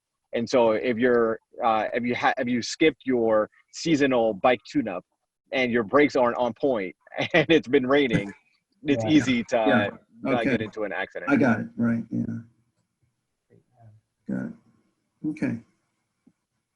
All right. Great. All right, and this slide here shows, we can kind of go over this pretty quickly, but this shows the road ownership or jurisdiction. And this is important to keep in mind, you know, regarding future recommendations and implementation strategies. But, you know, both routes 9, 9A, 133, 134, all are within, you know, state DOT jurisdiction ownership. Any county roads kind of fall to the easterly portion of the village. Really limited to Ryder Avenue and Pines Bridge Road and a small segment of Pleasantville Road. You know, it was mentioned earlier in regards to Route 9, just, you know, ongoing coordination with the state for, you know, this, you know, ideas of road diet or kind of, you know, any design changes there to make it more pedestrian friendly. You know, that coordination will have to, of course, you know, go into the future. And I think, you know, in regards, we had a question here regarding Route 9. I think we did touch on this mostly earlier, kind of viewpoints on that. But if anyone else has anything to add to that, please feel free.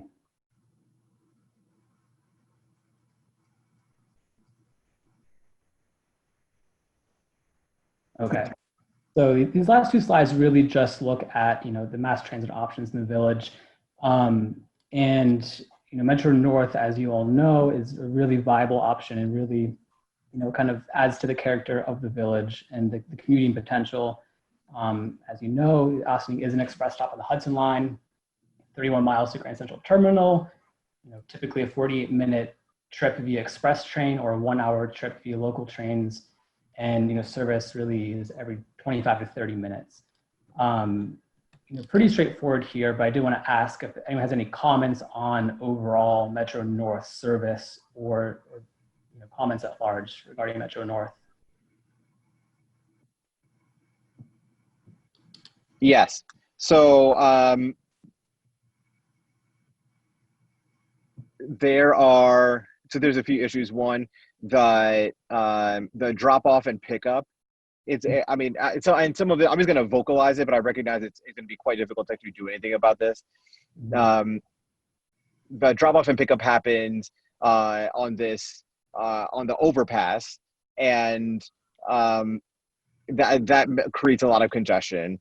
The cab, where the cabs pick up passengers, is super unclear. So if someone is coming, they get off the train, they're looking for a cab, have absolutely no idea. It's not intuitive at all. You're supposed to go down this hill, look to your left, around the corner, and that's where the cabs are.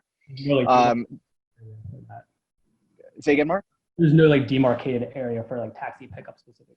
And it is, but it's not clear. It's super unclear. It's super unclear. One of the main ways that you get from the village to the waterfront is that overpass, and it's very narrow, and that makes it difficult when you have like a lot of people, if you're pushing a stroller, or if you have a wheelchair or anything like that. So it can make it quite difficult to get across. And I will just commend the MTA for their service is usually pretty reliable. So I don't want to just complain. I also want to give some compliments and credits. They literally have the trains running on time, and that's great. I appreciate that. That's one of the pluses to living in this community, that if it leaves at 7:16, you better be on there at 7:16, because that's when it's leaving. And I appreciate that. Omar, it's something you and I talked about on the site visit Saturday too. I kind of defer to Karen on this, or others who may know the history better, but in our conversation with Metro North, I did raise this issue of the overpass. They have no plans for anything, and it's a very it is problematic. Everything you mentioned, the drop off and pickup does not work well because the road's not wide enough where they have that, and they only have a pedestrian walkway which isn't very wide that we all walk down, only on one side of the road, and so it is a problematic. Secor Road comes right in and goes right over the Metro North tracks, but to correct it is a multi-million-dollar bridge project, which actually I think is worth mentioning in the comprehensive plan, because eventually there may be some in a longer distant future some possibility of getting grants or of redoing that road. But it is, as I think you all know, it would be it's going to be very expensive, not something that's in Metro North's current capital budget.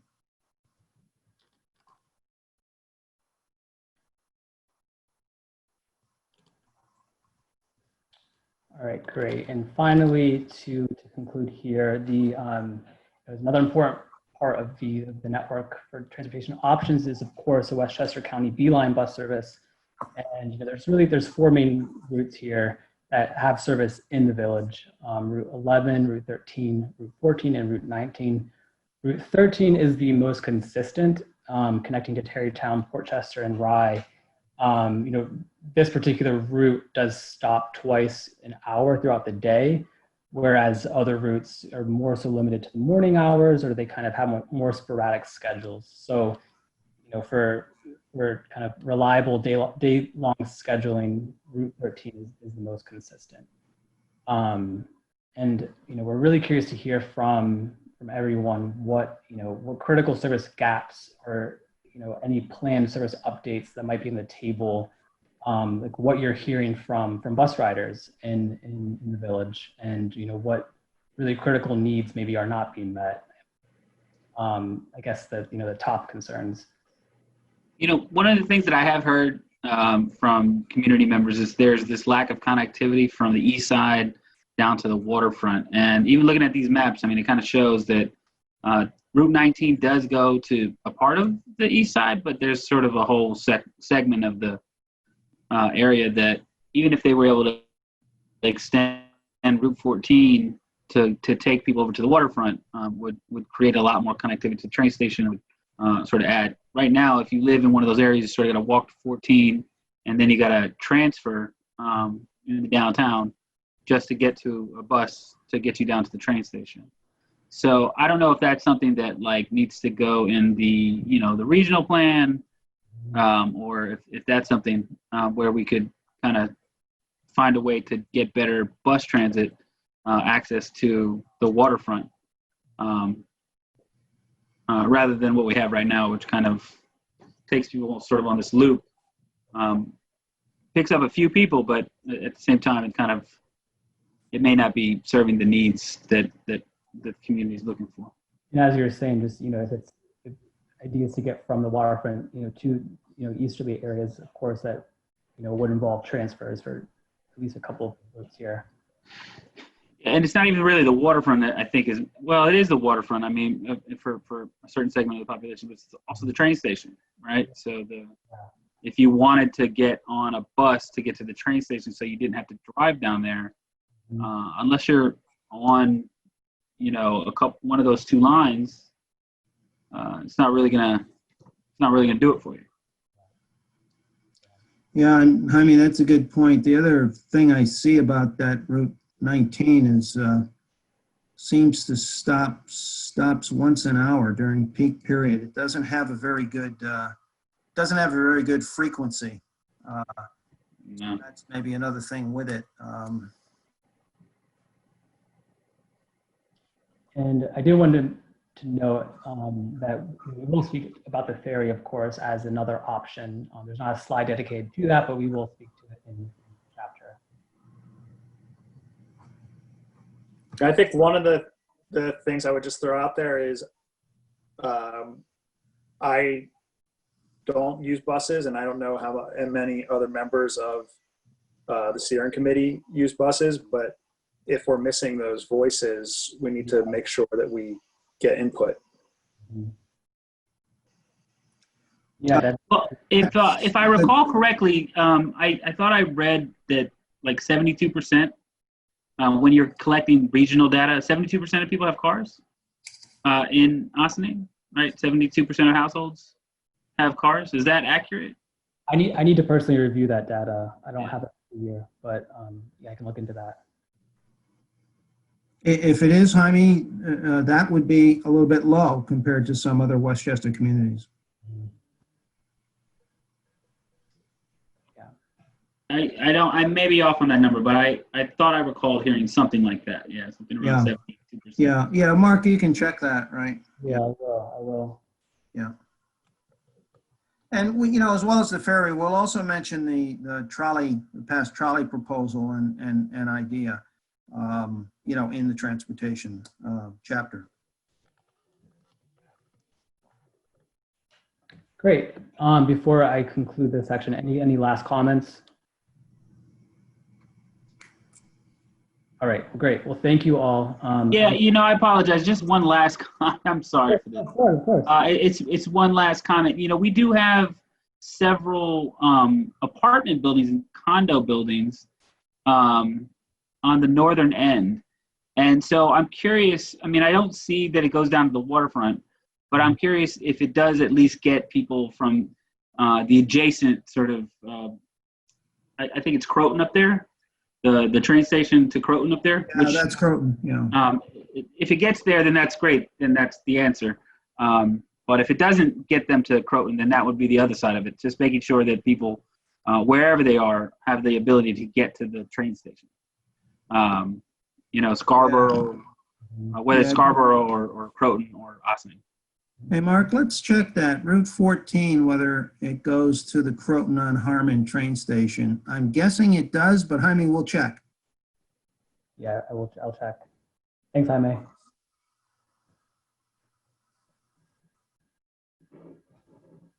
All right.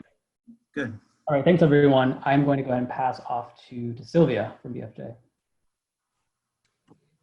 Yes, very briefly, I will introduce this new chapter, after transportation, we have sustainable infrastructure, which is a pretty big chapter, and we'll touch upon community facilities, among which schools, and also infrastructure and utilities. We will hear from Joe Sermel later in the presentation.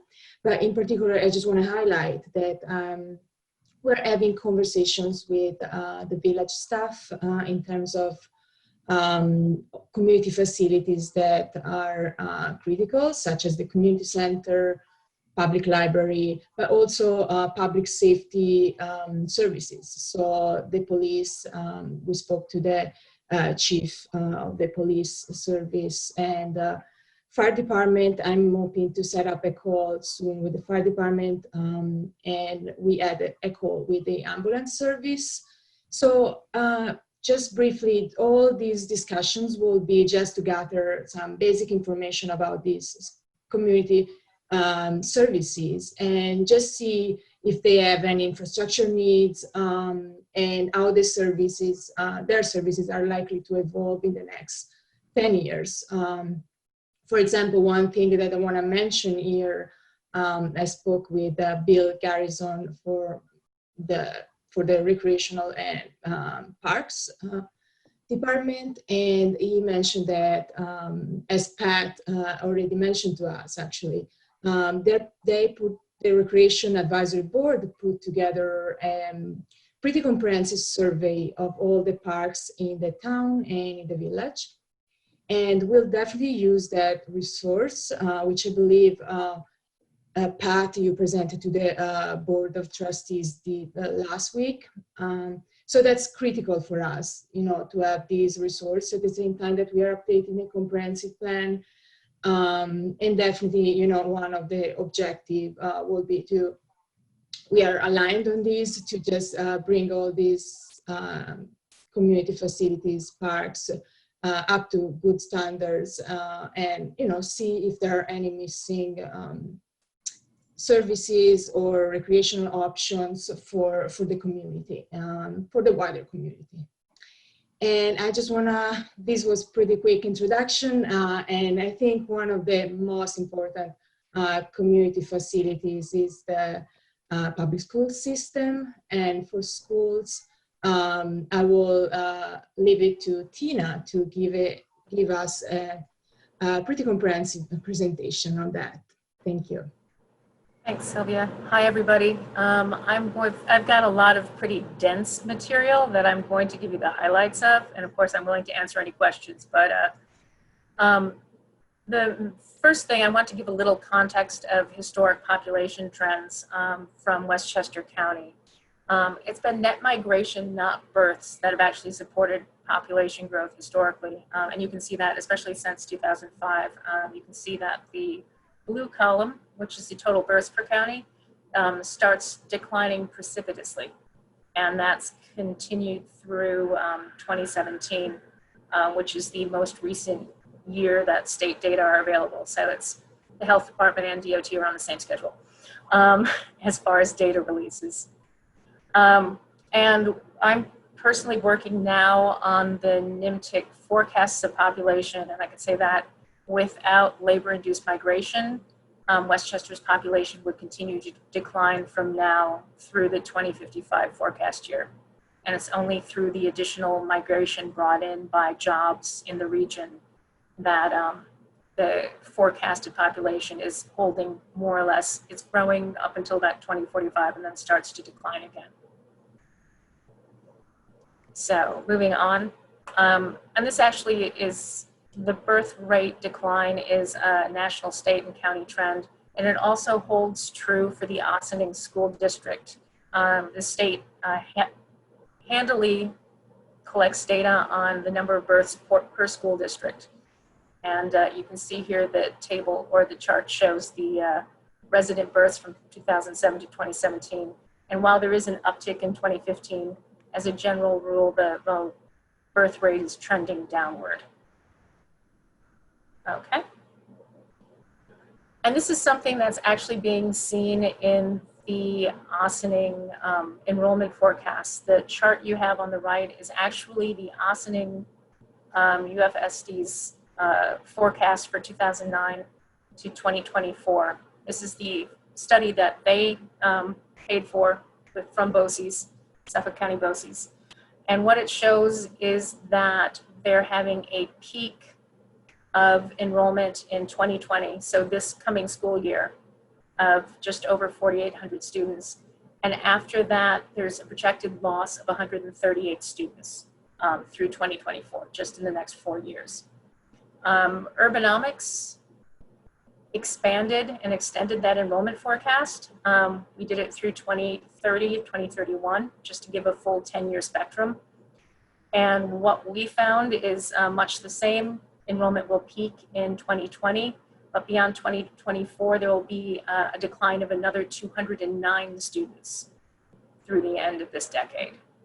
So if things keep going as they are with no new development, et cetera, the school district is looking at reaching 2013 levels of enrollment within 10 years. Go on, Simon. But all things don't remain the same entirely, so we do have development activity. We did a survey not only of information from the village, but also from elsewhere in the district. We contacted Briarcliff Manor and the town of Ossining and Yorktown to get all of the development activity that was on the books. So what we have are 407 units recently built from 2015 to 2020. 393 units approved but not completed. Tina? Yes? Tina, the 34 State Street was not built. It was but Avalon was built. So that might be where the, Or I think. is that State and Academy? Karen, I think Avalon was 2014, so it wouldn't show up here, but I agree. No, State and Academy is not 188 units, and that was built even before. So 34 State Street has not been built yet. Okay, so we will go back to the drawing board and kind of shift that around. Thank you for that clarification. Can you break out the number of units, the ones approved but not completed? Does that include smaller projects, or is it you're only mainly looking at like large developments? Because I'm on the plan board, I've probably seen many of those in the last several years, but I can think of one large one offhand, but actually two. You count State Street, which is not built yet. Those are the two. That'd be the second large one. I believe, and Frank, please remind me if I'm wrong, it's developments with 5 or more units? 15. Oh, 15?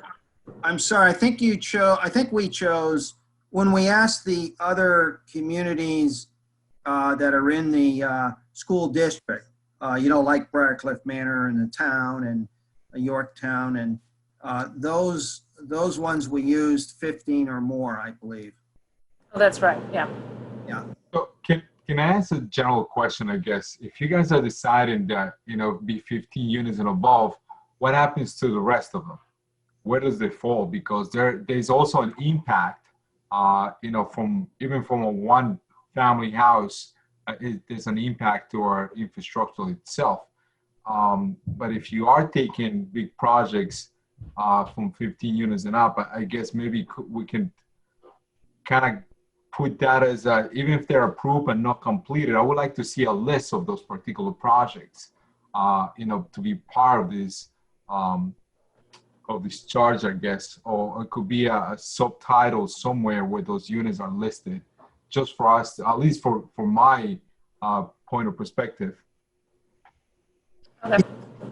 Well, Tina, you may want an answer from our end would be that a lot of single family developments that might happen, they might be one-off, a couple of units here or there, and the planners in those communities were saying, hey, that could happen, but it's not something that's before us now. So we asked them, what was before them, and the reason for the 15 is you had to pick some number that they could filter through. Usually a developer of any significance isn't going to build less than 15 units.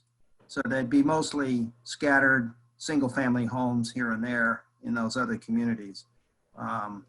For instance, Briarcliff Manor has some single-family homes here and there built, but what we were looking for is anything that was significant that would, could potentially affect the school district, other than what I would call background growth, individual permits for single family units, which the planners may or may not know about beyond the next 6 months or so. I understand that, Frank, but what about a medium-sized developer that is actually renovating 3 family units, at least a couple of them through the year in different neighborhoods here in Austin? Will that affect that? Yeah, that would. So in Ossining itself, the village, that's where that's more likely to happen. You have a 2-family zone.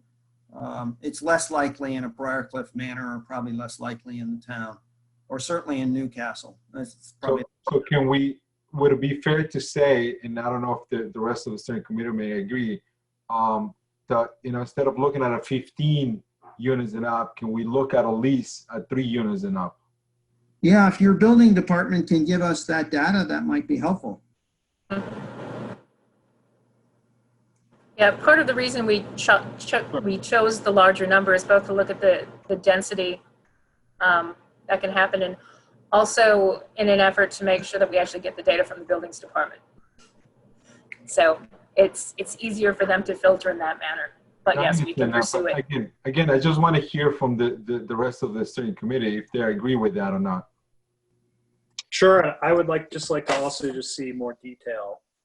But maybe you could break it down by unit size. If you can easily get the data from our building department, just show how many units have been approved in, buildings of this size and maybe larger, and that may be helpful for us as well. Yeah, Tina, if I could just maybe send me your list that you use to compile the data here, and then we'll take a look at it over in the building department. We'll turn it around.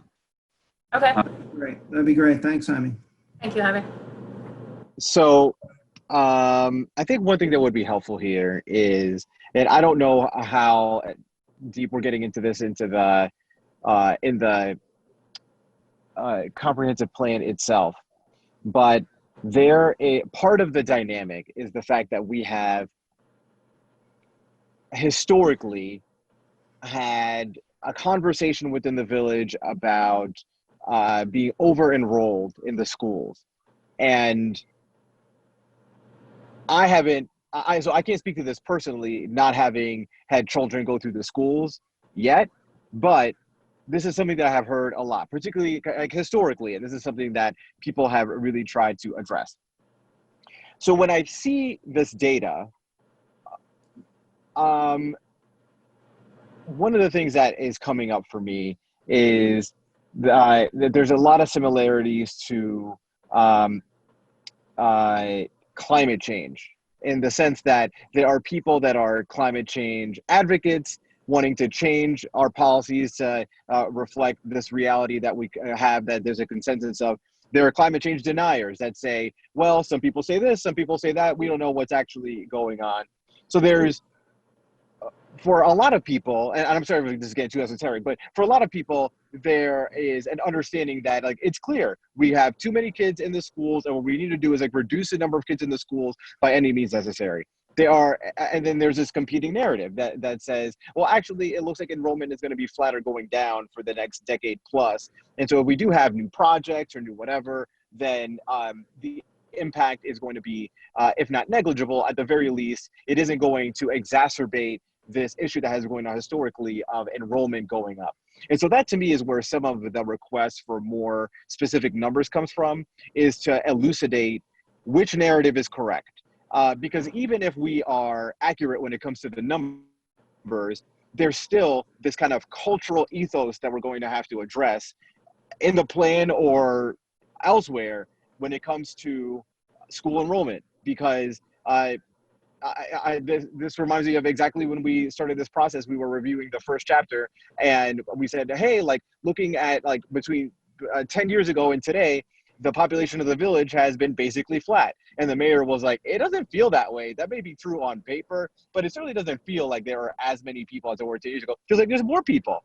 And so I don't know how you address the feeling of more people being in the village, or in this case, over enrollment in the schools, versus the statistics which show that the trend is curving a different way. And so there's a whole ball of wax that you can chime in with whatever piece of anything that So I said. I'm gonna try to chime in a little bit here on this if I can. I think it's important to note that the projections, even the school zone projections, are that the numbers are going to go down about 200 over the next 4 years. However, that's not a huge number in the grand scheme of things for the schools. So it's still it's not going to necessarily turn an overcrowded system into an unovercrowded system, right? There's a lot of factors that'll go into play with that. But part of the problem is the question that's not really being talked about for one reason or another is that, you know, you as you have tax rateable items and you have tax that's going in to support each one of these students, the question is, are there enough resources, whether that's through space or whatever? And so, you know, some municipalities have a growth in students and then they have a drop in students. Mount Vernon is a good example of that, where they built schools to adjust for new students. And then at that, you know, sort of right after that, they started losing students to the point where they needed to close schools. So the question becomes one more facilities.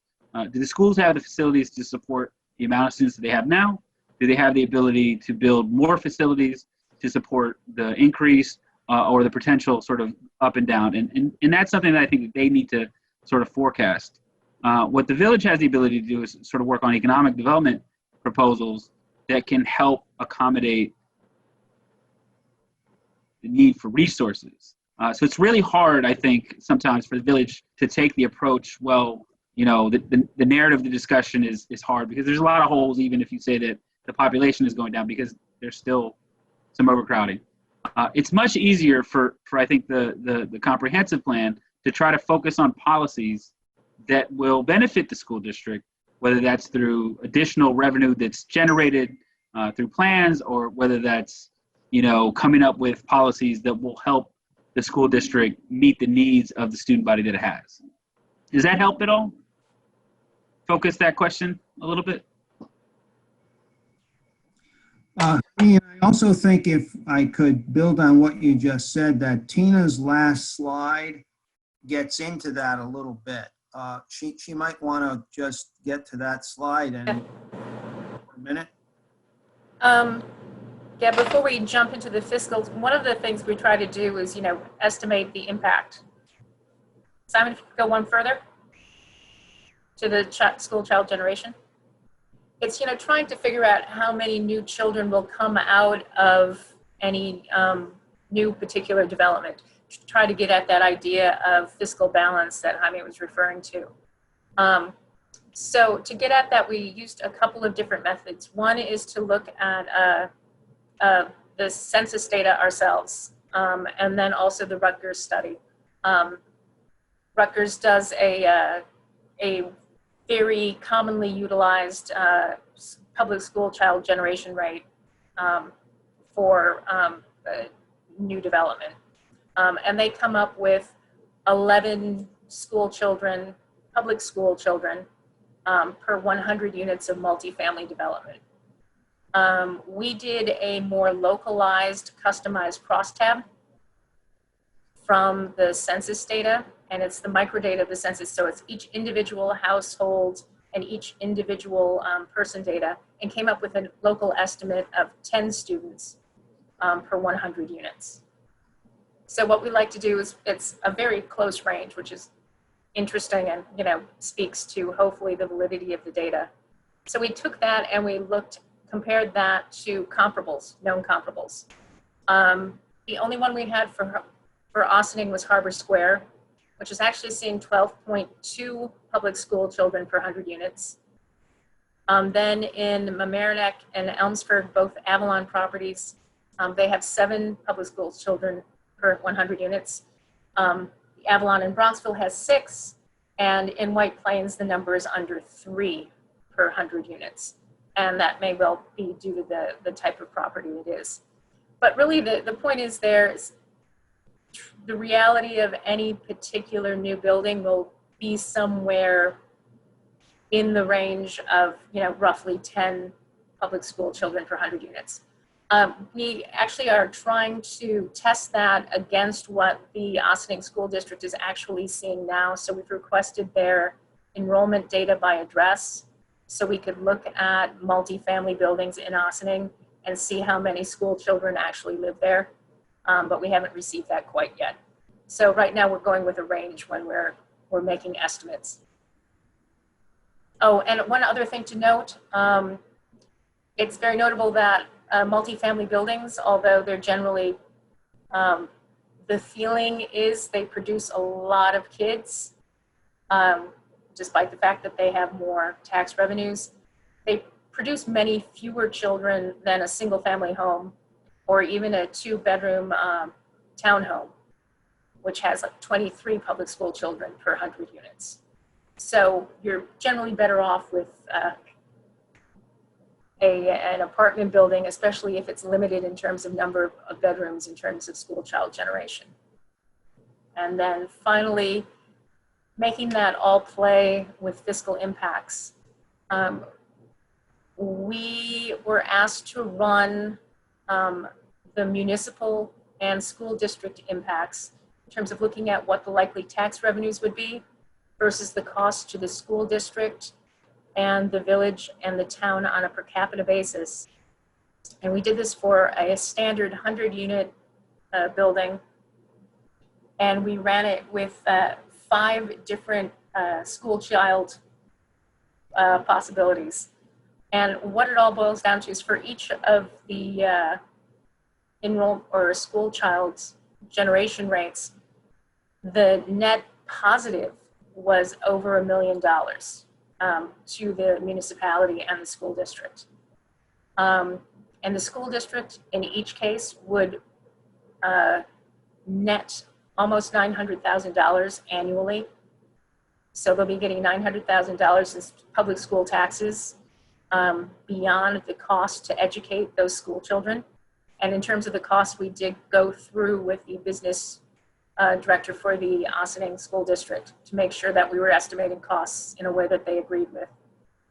And then beyond what the school district receives, the village, town, and county would net between $440,000 and $560,000 in revenues over costs each year.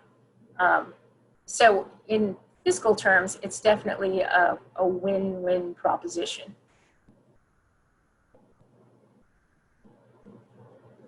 And that's where we're at the moment. Are there any questions? Tina, this is over what period of time? This is 1 year. From the point, so how does this work with like pilots, for example? It assumes no pilots. Yeah, This would be after, yeah. This is full tax. Uh-huh. Yeah, we assumed here just a tax rateable market rate project of 100 units, Omar. So if one did get a pilot, then you have to adjust these figures. It would depend on the size of the pilot.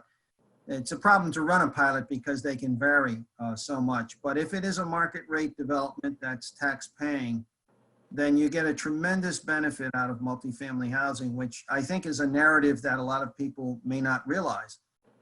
You get usually, and in Ossining, I think, where you have, a lot of single family homes or 2-family homes that are, they're in good condition, but their sales prices, their assessed value is such, and the number of school children they produce is much, much higher than what Tina's just gone over. The result is that single family homes, 2-family homes do not, produce a net fiscal positive to the district in general.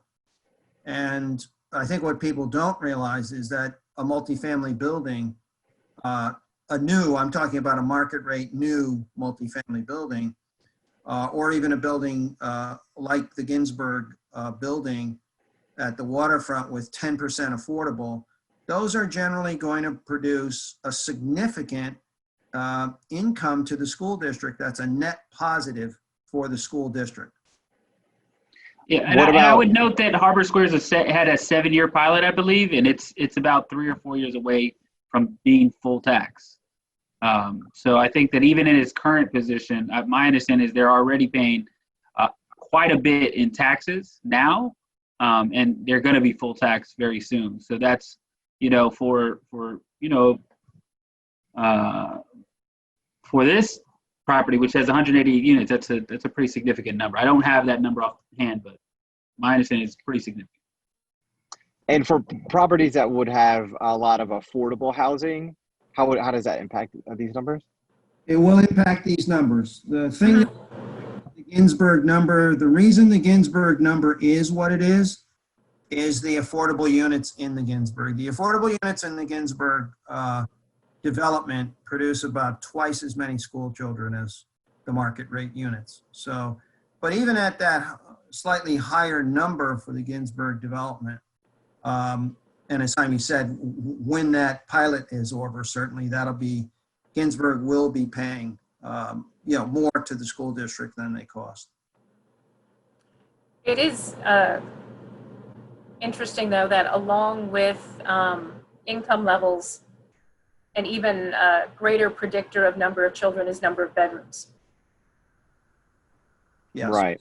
Yeah. If you're looking at sense. numbers, countywide, there may be specific differences in Ossining, but if you're looking at numbers for Westchester as a whole, number of bedrooms is a greater predictor of school children than is income level.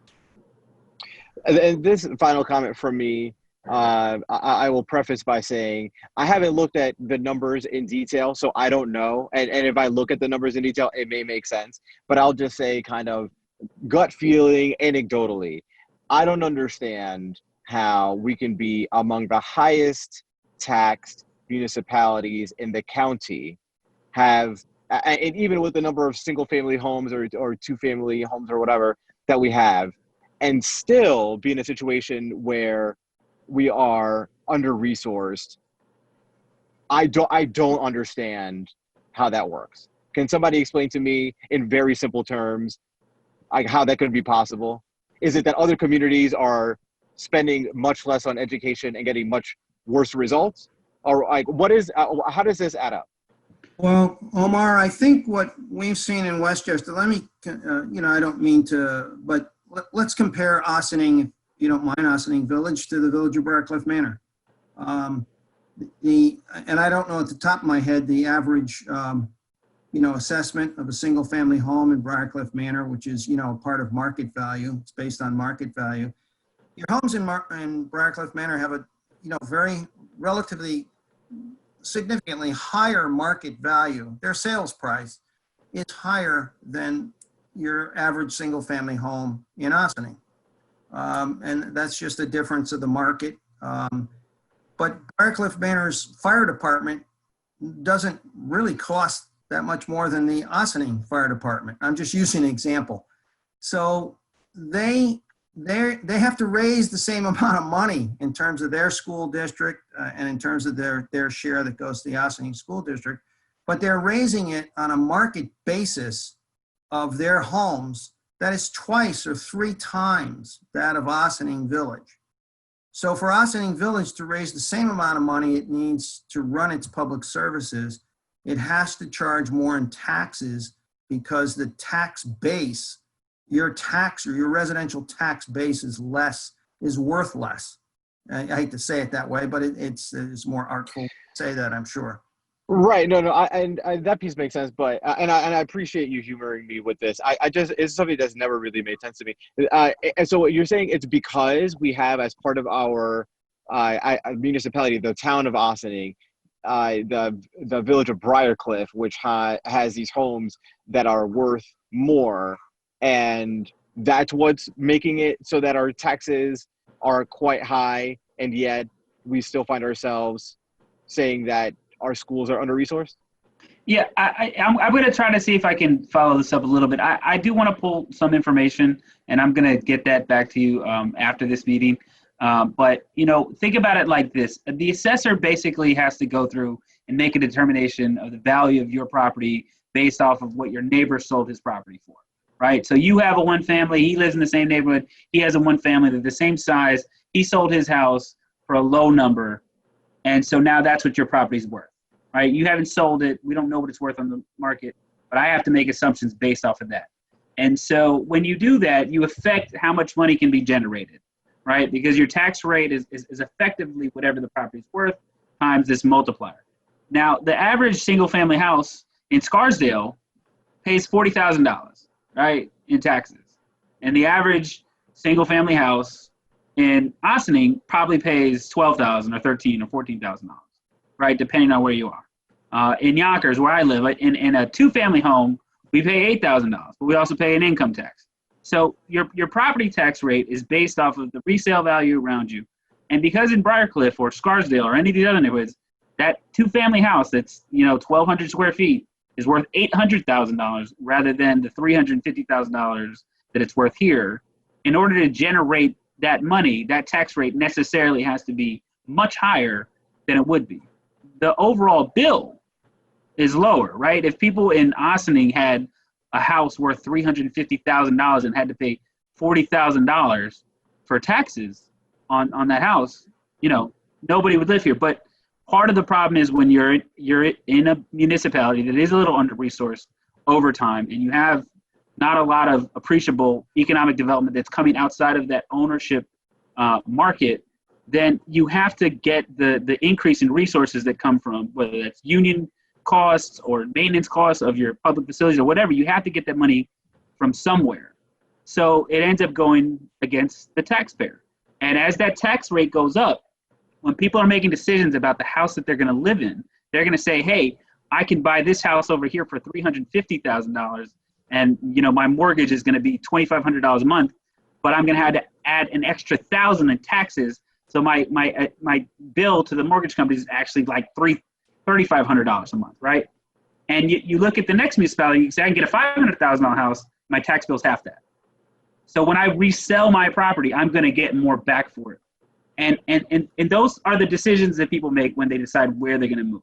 So the key for Ossining is to figure out a way to lower the tax rate, right? And that's why a lot of this policy, that's why we specifically asked Tina to come up with these numbers so that we could come up with some strategies, at least in the market for housing, for apartments, to figure out a way that we could lower the tax rate and raise revenue and not do it against the homeowner. And so that's why we looked into this specifically. So that if that gives you a sense of, but that's why if you're under-resourced, and it's a problem that doesn't just exist in Ossining, right? Mount Vernon is another example of this exact same problem, where the housing properties have gone down as the tax rate has gone up. Okay, so we can take this offline for further discussion. I think I'm 80% there.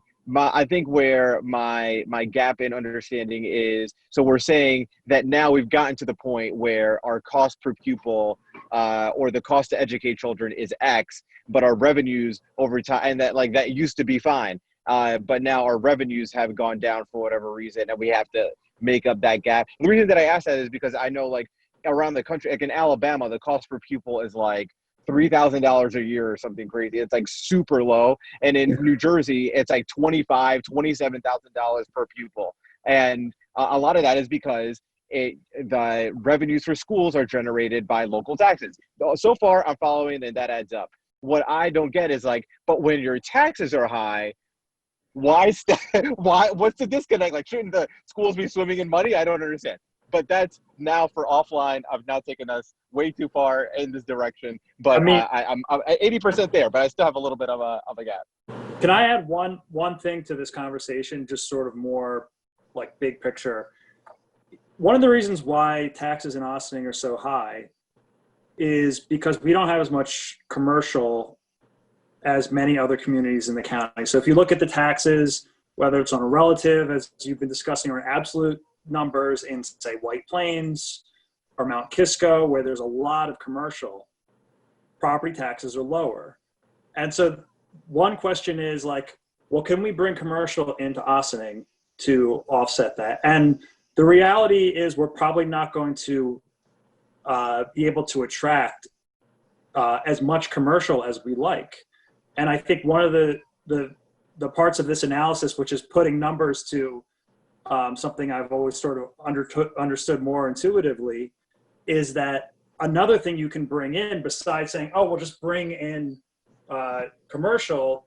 Well, that may not be possible, but we can also potentially bring in certain types of residential that will also contribute to the tax base. Because otherwise, if you're not bringing commercial and you're not bringing residential, then you're not making a change to, unless you say we're going to find a way to drastically reduce the cost of education, and that's going to lower property taxes. Otherwise it's a closed system. So you have to talk about what are we going to bring in, how are we going to bring investment into the community, and residential is an option. And you were talking about trade-offs, Omar. These are different trade-offs we'd have to consider. Jeff, thanks for raising. Exactly right. Exactly Jeff, right.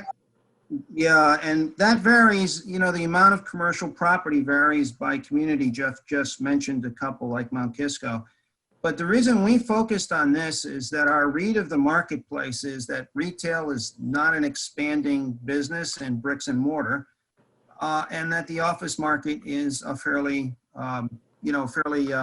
marginal, fairly weak market right now outside of the major centers like White Plains, which used to have a 20% vacancy rate just a few years ago. That I think it may be improving right now. So where do you get economic development that's tax paying? One answer is what Tina just went over, and that is market rate multifamily residential in a place like downtown. And so I think a lot of people do not understand that. They have not seen this message before. They've not heard it in the public realm very much.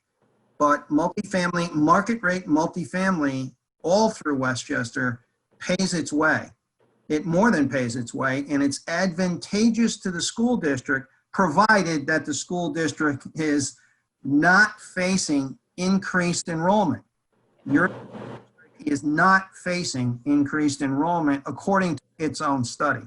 So that's why we think this is worth considering, because you might have some opportunities, I don't want to say, it's just downtown, but you might have some opportunities downtown to do some market rate residential, which has other benefits also. It would really provide some additional marketplace to support your existing retail and service businesses in the downtown. Now, it has to be balanced against all other things too, like traffic, parking, and the other things we've talked about. But I think what Tina's gone through, and the reason I think we all asked Tina to do this, is that there may have been, or there may be in the public's mind, this feeling that, oh my God, the school district is overcrowded and the school district can't handle anything more. That is not the case in the future, according to the school district study, and it was done by Western Suffolk BOCES, which is one of the most respected, entities that school districts throughout Westchester use. So the school district is going to have some declining enrollments when you have the opportunity to have some market rate housing in the downtown, which will be a net plus financially.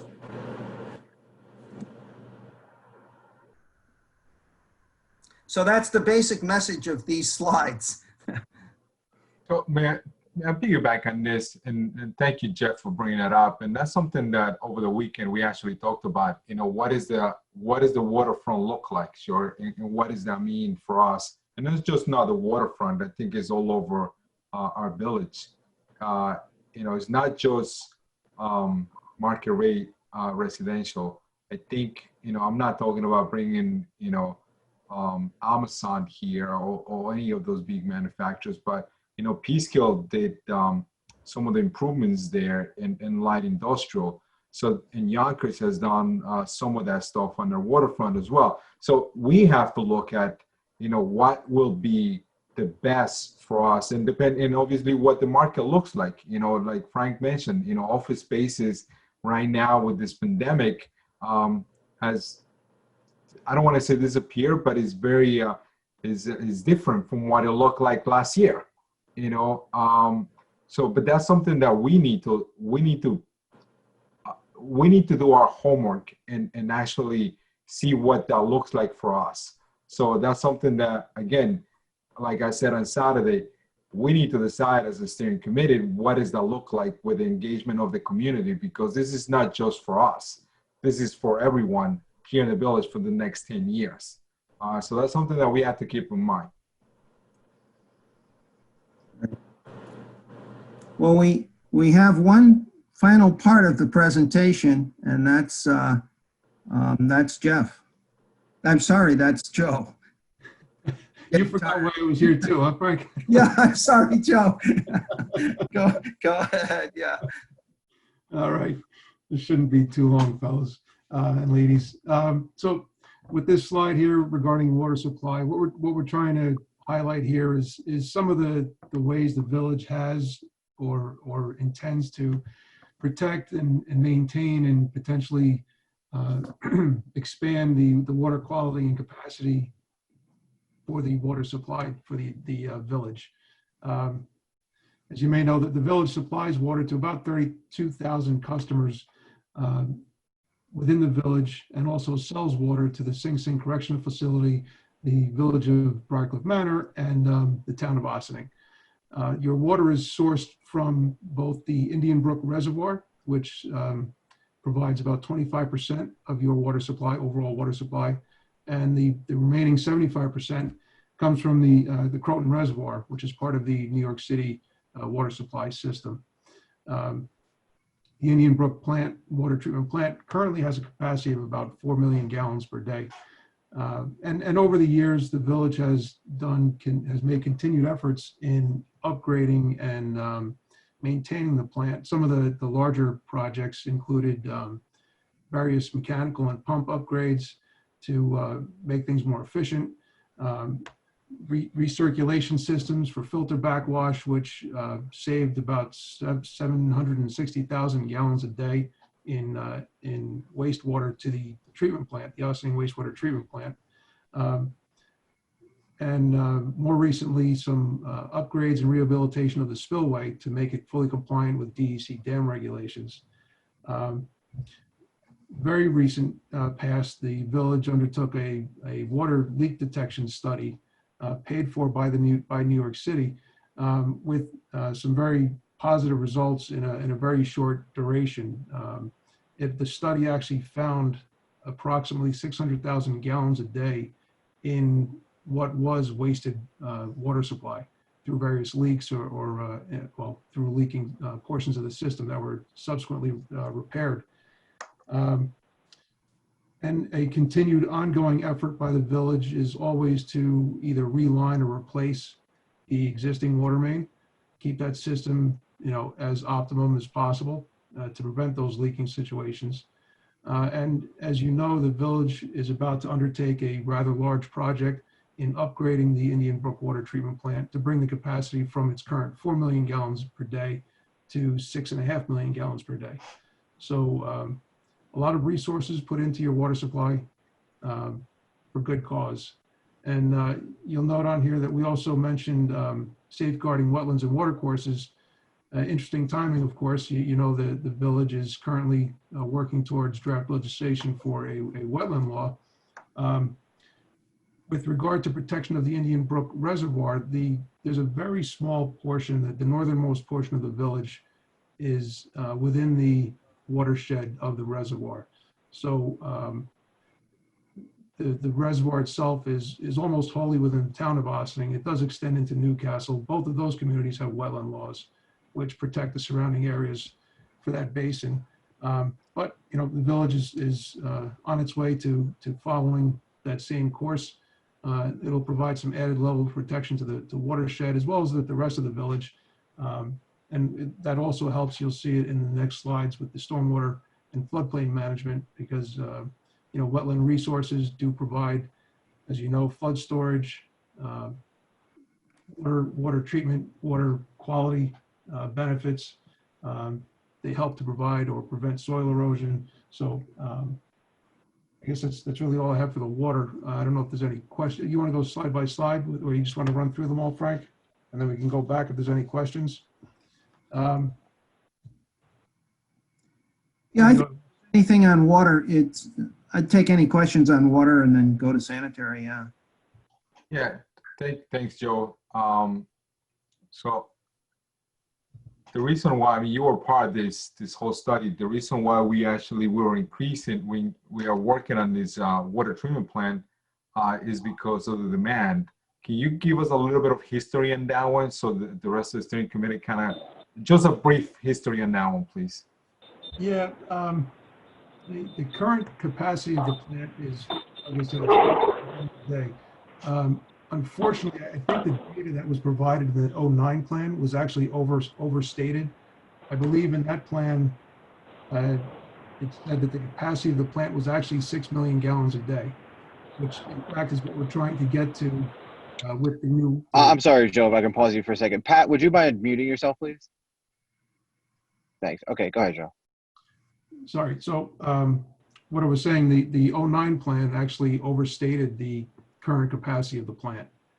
It said that the plant had a capacity of 6 million gallons a day, when in fact right now you have 4.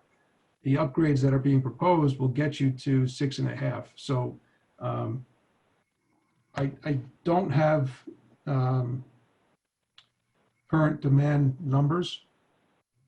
I can get that. We could add that to this and give you a side by side of your current demand versus our current capacity, and how that will translate into our future capacity and potential for growth or increased supply. Does that somewhat answer your question? Yeah, yes, I agree, because if we are looking to develop any type of development, so either commercial, residential, on this, and the demand, what does that look like in the next 10 years, or even going beyond that, the target date that we have? As you said it, in 2009, they overstated the number of the capacity of our plant. Within not even 10 years of the plan, we went over to what we need to do to maintain the infrastructure and the water quality for our residents. So we have to keep in mind that, the trade portion of this whole thing is our infrastructure capable of handling future projects? Right. To respond to that, what our engineers did, along with Joe, they came up with a plan that we need to increase the capacity of our water plant by creating a new water plant. So again, some of the trade-offs, as Omar puts it, is we have to look at the infrastructure that we have and what does that look like in 10 years from now. Yeah, exactly. You could build all you want, but at the end of the day, you need the boring stuff like the water and sewer to work to support it all, right? So we'll talk to staff. I'll talk with Paul, Andy. We'll get some numbers on current and projected demands. See what they have. I'm sure as part of the plant design that's been evaluated. We'll pull that together. Thanks. So I don't have, thanks for presenting to Joe. And now this will apply to both water and sewer. It's one of those things that you don't get any credit for when it's going well, and you only hear from people when it's not. And so for everybody that works on that, I'm always unbelievably grateful. It's also way past my level of expertise, so I regularly don't know what questions to ask. And when I do ask questions, the answers that I hear, I understand some of those words, but I largely am like, okay, great. That sounds fine. Thank you very much. So if there is anyone that feels particularly either curious about this or knowledgeable about this and can push to ask some critical questions, recognize that the body is willing, but the will is strong. I can't, I don't know what I'm talking about. So I'm raising my hand for help, for somebody to ask some smart questions with respect to infrastructure and utilities, because I'm not the one.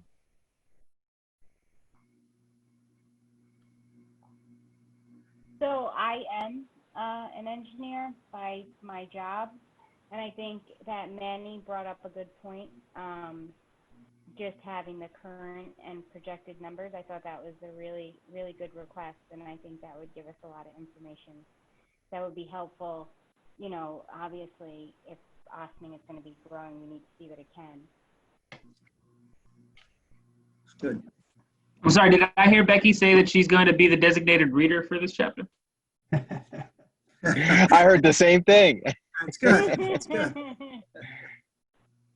I can tell you with 2019 numbers, Manny, you had an average supply of just over 3 million gallons a day. I don't know. I don't have a projected number for you, but I can get that. Yeah, we have all that information. I'm pretty sure it was all in the grant applications we did last year for the CFA too, so. Great. Good.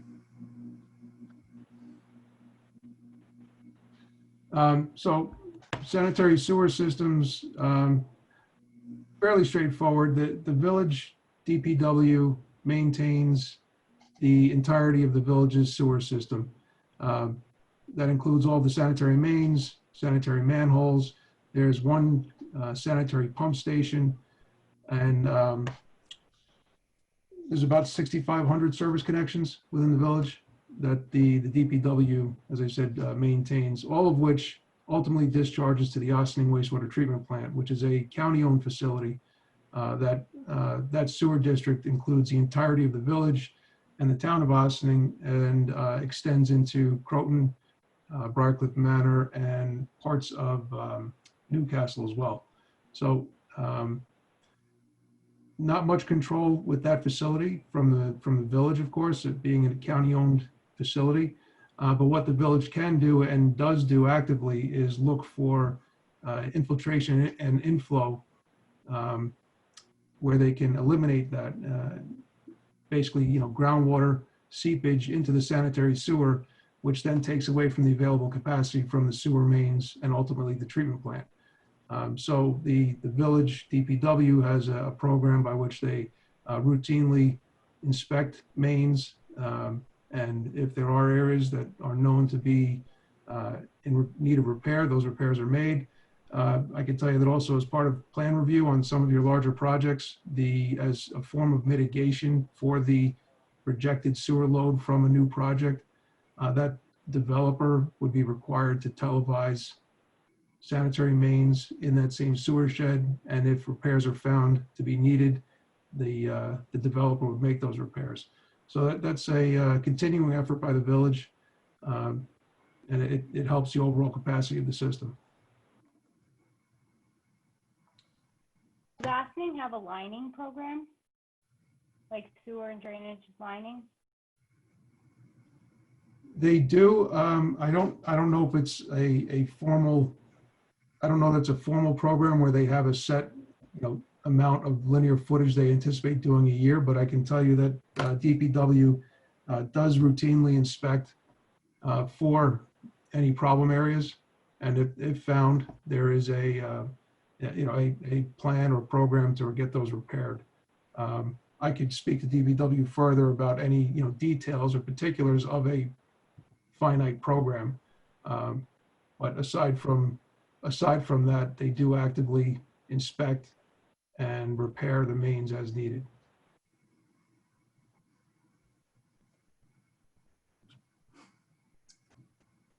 Great, thank you, Joe.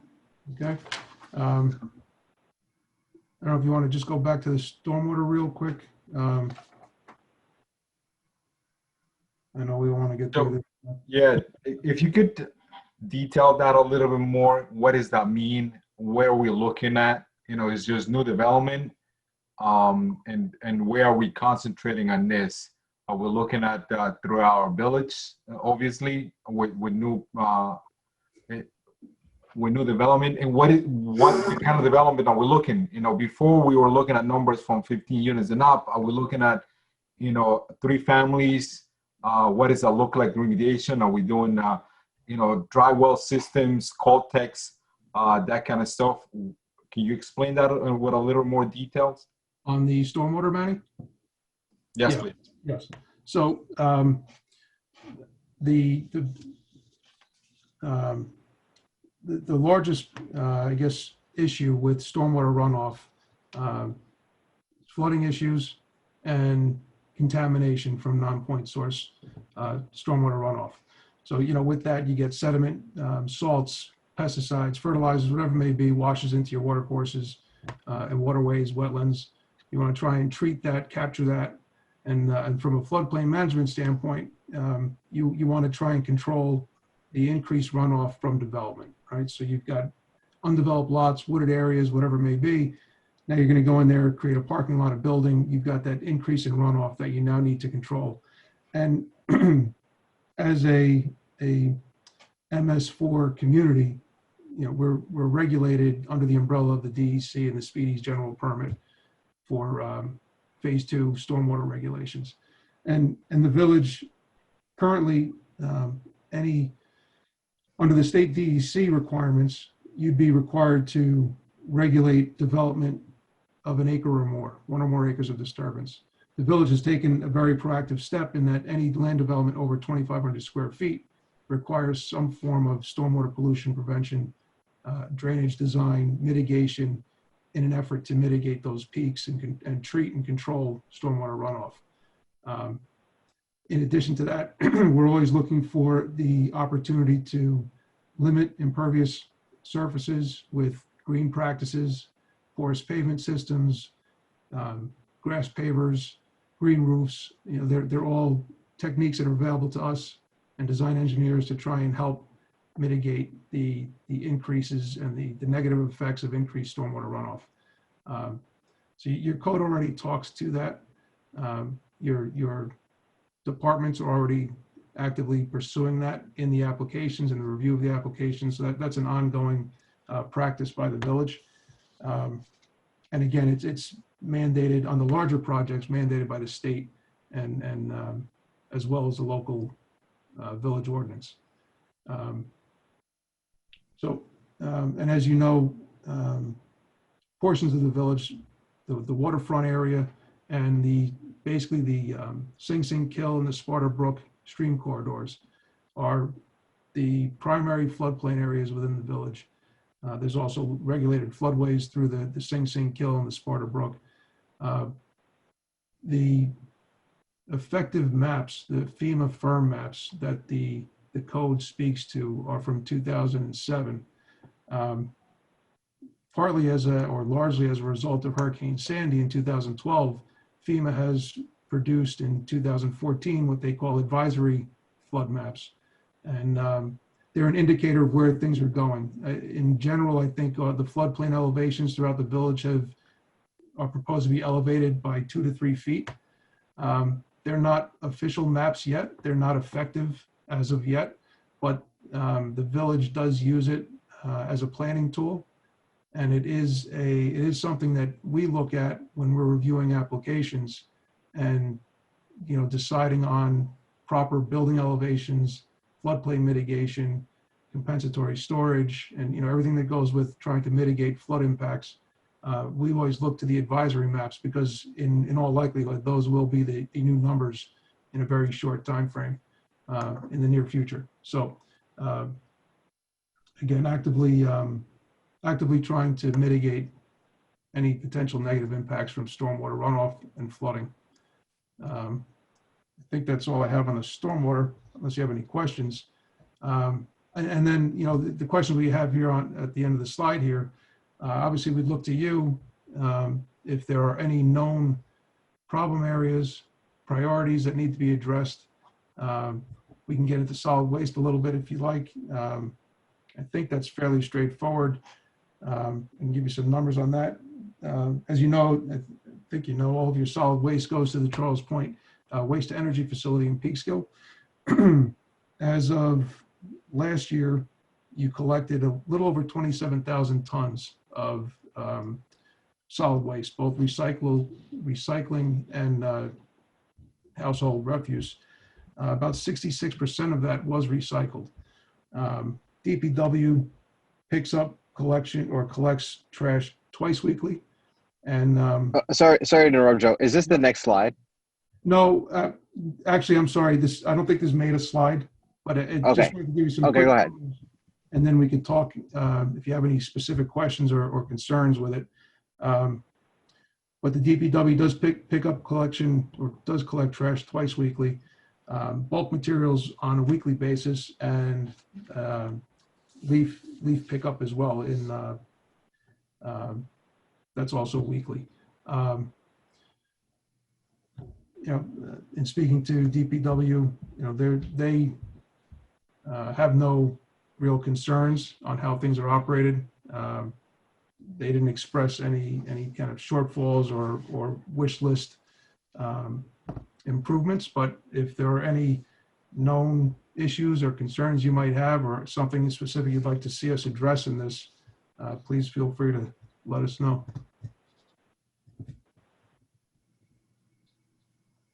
Right. Is there like catch basin cleaning? There is. The DPW has a, and that goes with the stormwater, back to the stormwater and the DEC regulations. They do have a catch basin and outfall inspection program, cleaning program, street sweeping, various maintenance requirements for the DPW facility specifically, salt storage, all of which is regulated by the state, and that's reported and documented annually in your stormwater report.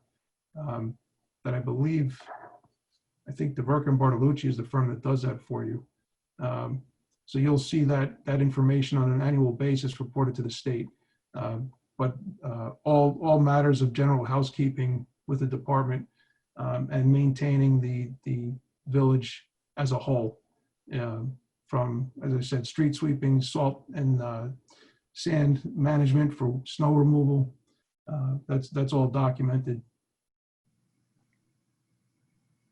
Are there any trouble areas that you know of? No, as I said, nothing was expressed to me by the DPW. So unless anyone else on the committee knows of anything specific, I have no known issues with it.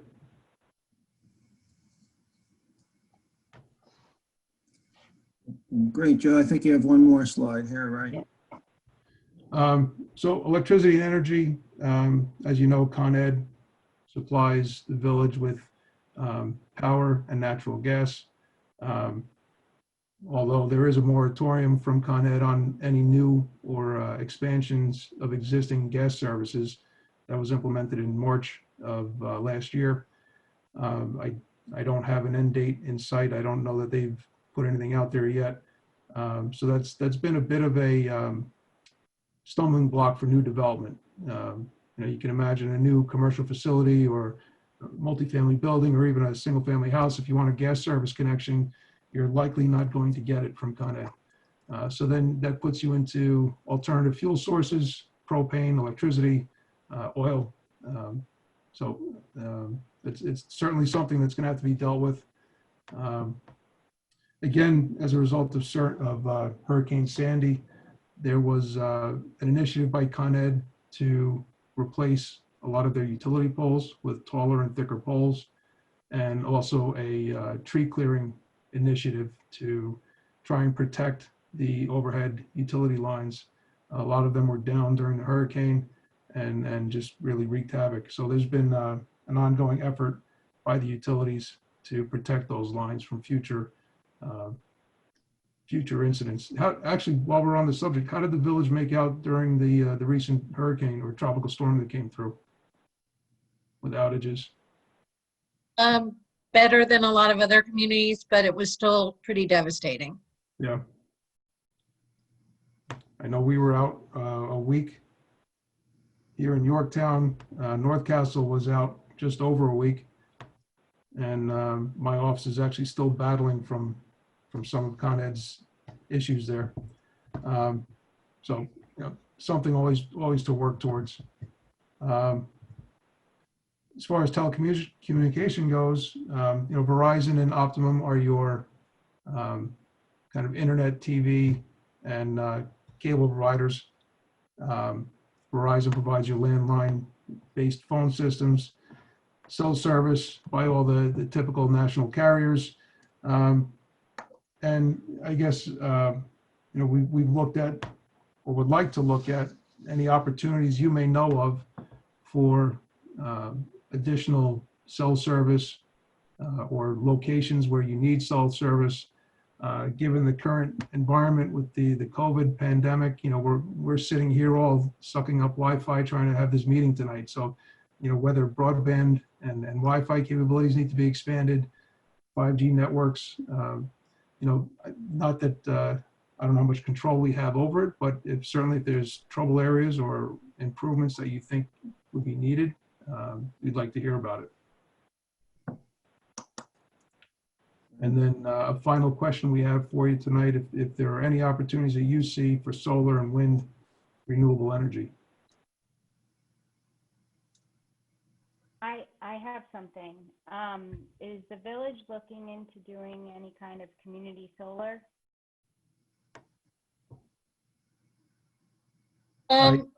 Yes, that would be yes.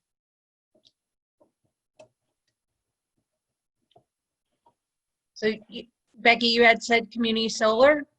Yeah. Yeah, so we're looking into, we have been looking into, the town is as well. We're looking into some of NYSERDA's solar programs too. Okay. I do it in the municipality that I work in, and I think it's a good opportunity for, you know, possible income and providing green energy, so. Yeah, absolutely. Yep. So do you know of any of the municipality, even Becky may know, hydroelectric, you know, power around that takes advantage, any municipality that takes advantage of something like that? I don't. Nothing comes to mind, certainly not locally. I know, yeah, just solar. Solar is like the big one right now. Manny, there is, you know, actually the former mayor of Nyack is now working on this. There's a proposal which I believe has some state approvals for bringing down additional hydro power from northern New York State and Canada on lines partly under the Hudson River. And it's got preliminary DEC approvals. It's a regional issue though. It has more to do with, you know, the closing of Indian Point, and of course, which, you know, provides about 25% of the power to New York City. So they are working on this hydro electric sources in Canada. So that's very big, but it's a regional issue. I think it's probably not as much a local issue. Yeah, no, the reason why I bring that up is because, you know, I come from a place that is a hydroelectric, you know, that was the main source of electricity for half of my country, back when I was, when I was in Ecuador. You know, so it's very interesting to see that, you know, other municipalities, and someone sent me something, you know, the turbines and how small they are and how can they power, and they don't need to be in a waterfall down system. They could be part of the current, you know, water, and it works. And I'm not saying that we're going to power the whole village, but it can power municipal buildings. It could power sections of areas that we want to designate that. So that's something, maybe I can send that information over if the city committee is, you know, or Joe, to you, and you can advise us to, if it's even possible to do something like that here for the village. Sure. Yeah, this is along those same lines. I mean, I think that there are fairly significant prevailing winds coming in off the Hudson River.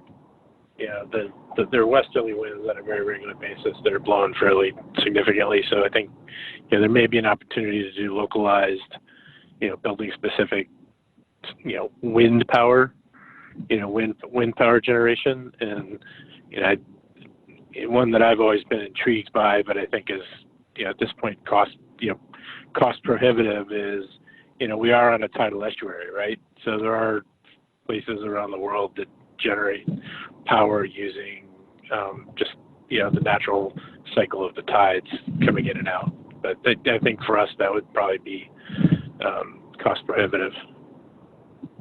Yeah.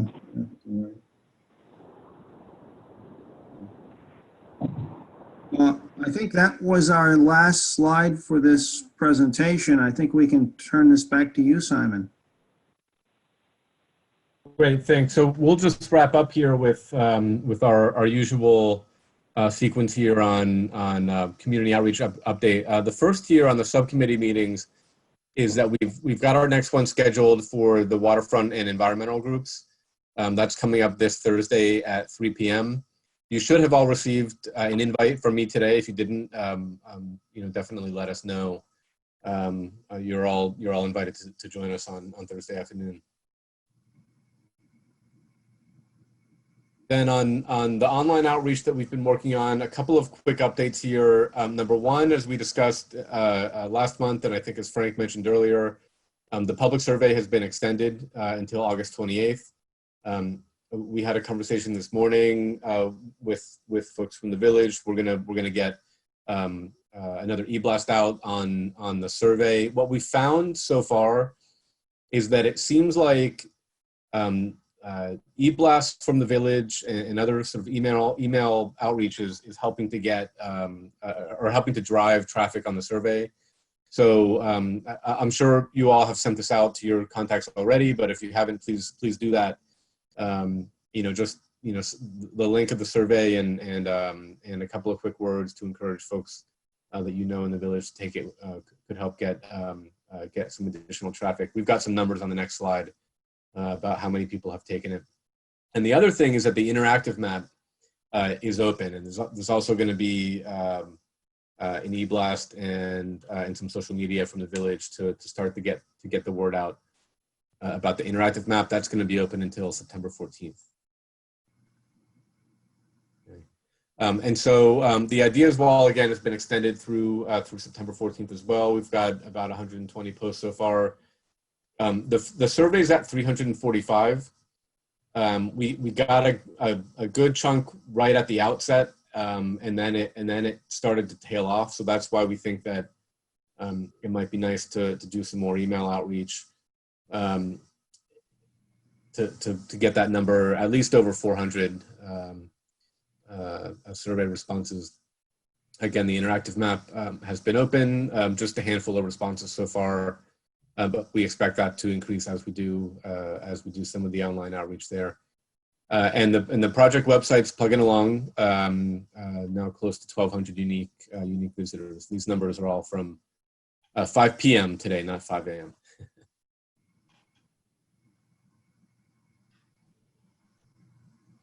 And just to wrap up here, we're going to continue meeting with the subcommittees and then follow up with them as we have drafts. So that we can get their feedback on draft chapters of the plan. Just one more plug to help us get the word out about the public survey and the interactive map.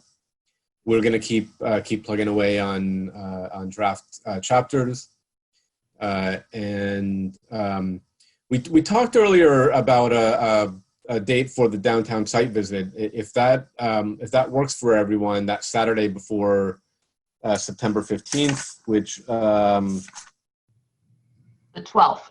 The 12th, thank you. As I look at my calendar, that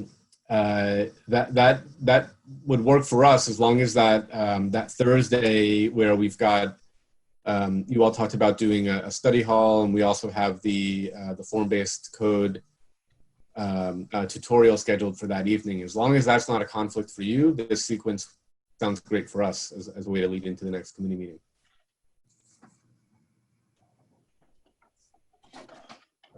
So if that's good, we'll memorialize that and send those dates around. So we did the last one at 10 o'clock. Is that something that just continue? I mean, I think we met when did we meet? At 10 o'clock last Saturday? Yes. So should we aim for 10 o'clock on Saturday the 12th? Sounds good. Okay. Thumbs up. Great. Thank you. Any final comments or questions? I just want to thank folks for their engagement and staying as long and as engaged as they have. I guess I'm not sure. I guess this question would go to the chair. We don't have a chair, but to somebody, Karen or Frank or somebody. But when it comes to engaging all of the subcommittee members and ensuring that we have a sense of, so I knew, for example, that Melissa wasn't going to come tonight because she has a competing engagement. The school board is meeting tonight, but I'm noticing fewer and fewer people coming to these meetings, and that's getting tougher because now we actually have more stuff to review and fewer people to do that work. And so we're increasing the number of blind spots that we potentially have when it comes to this stuff. So I would note that Sheila was here as well. So Sheila has been here the whole meeting. She just has had difficulty getting in and out. So she's been on the attendee side, but she has been here. Okay, well, shout out to Sheila. So the point stands that I will continue to push for more and more engagement. Thanks. Well, thank you, everyone. I think that's it for us, and we might say goodbye. Maybe catch the Democratic convention. Okay. Or the Lakers game. Or the Lakers game. Yeah, that would be, yeah. All right, thank you, everyone. Thank you. Thank you. Yep, bye-bye.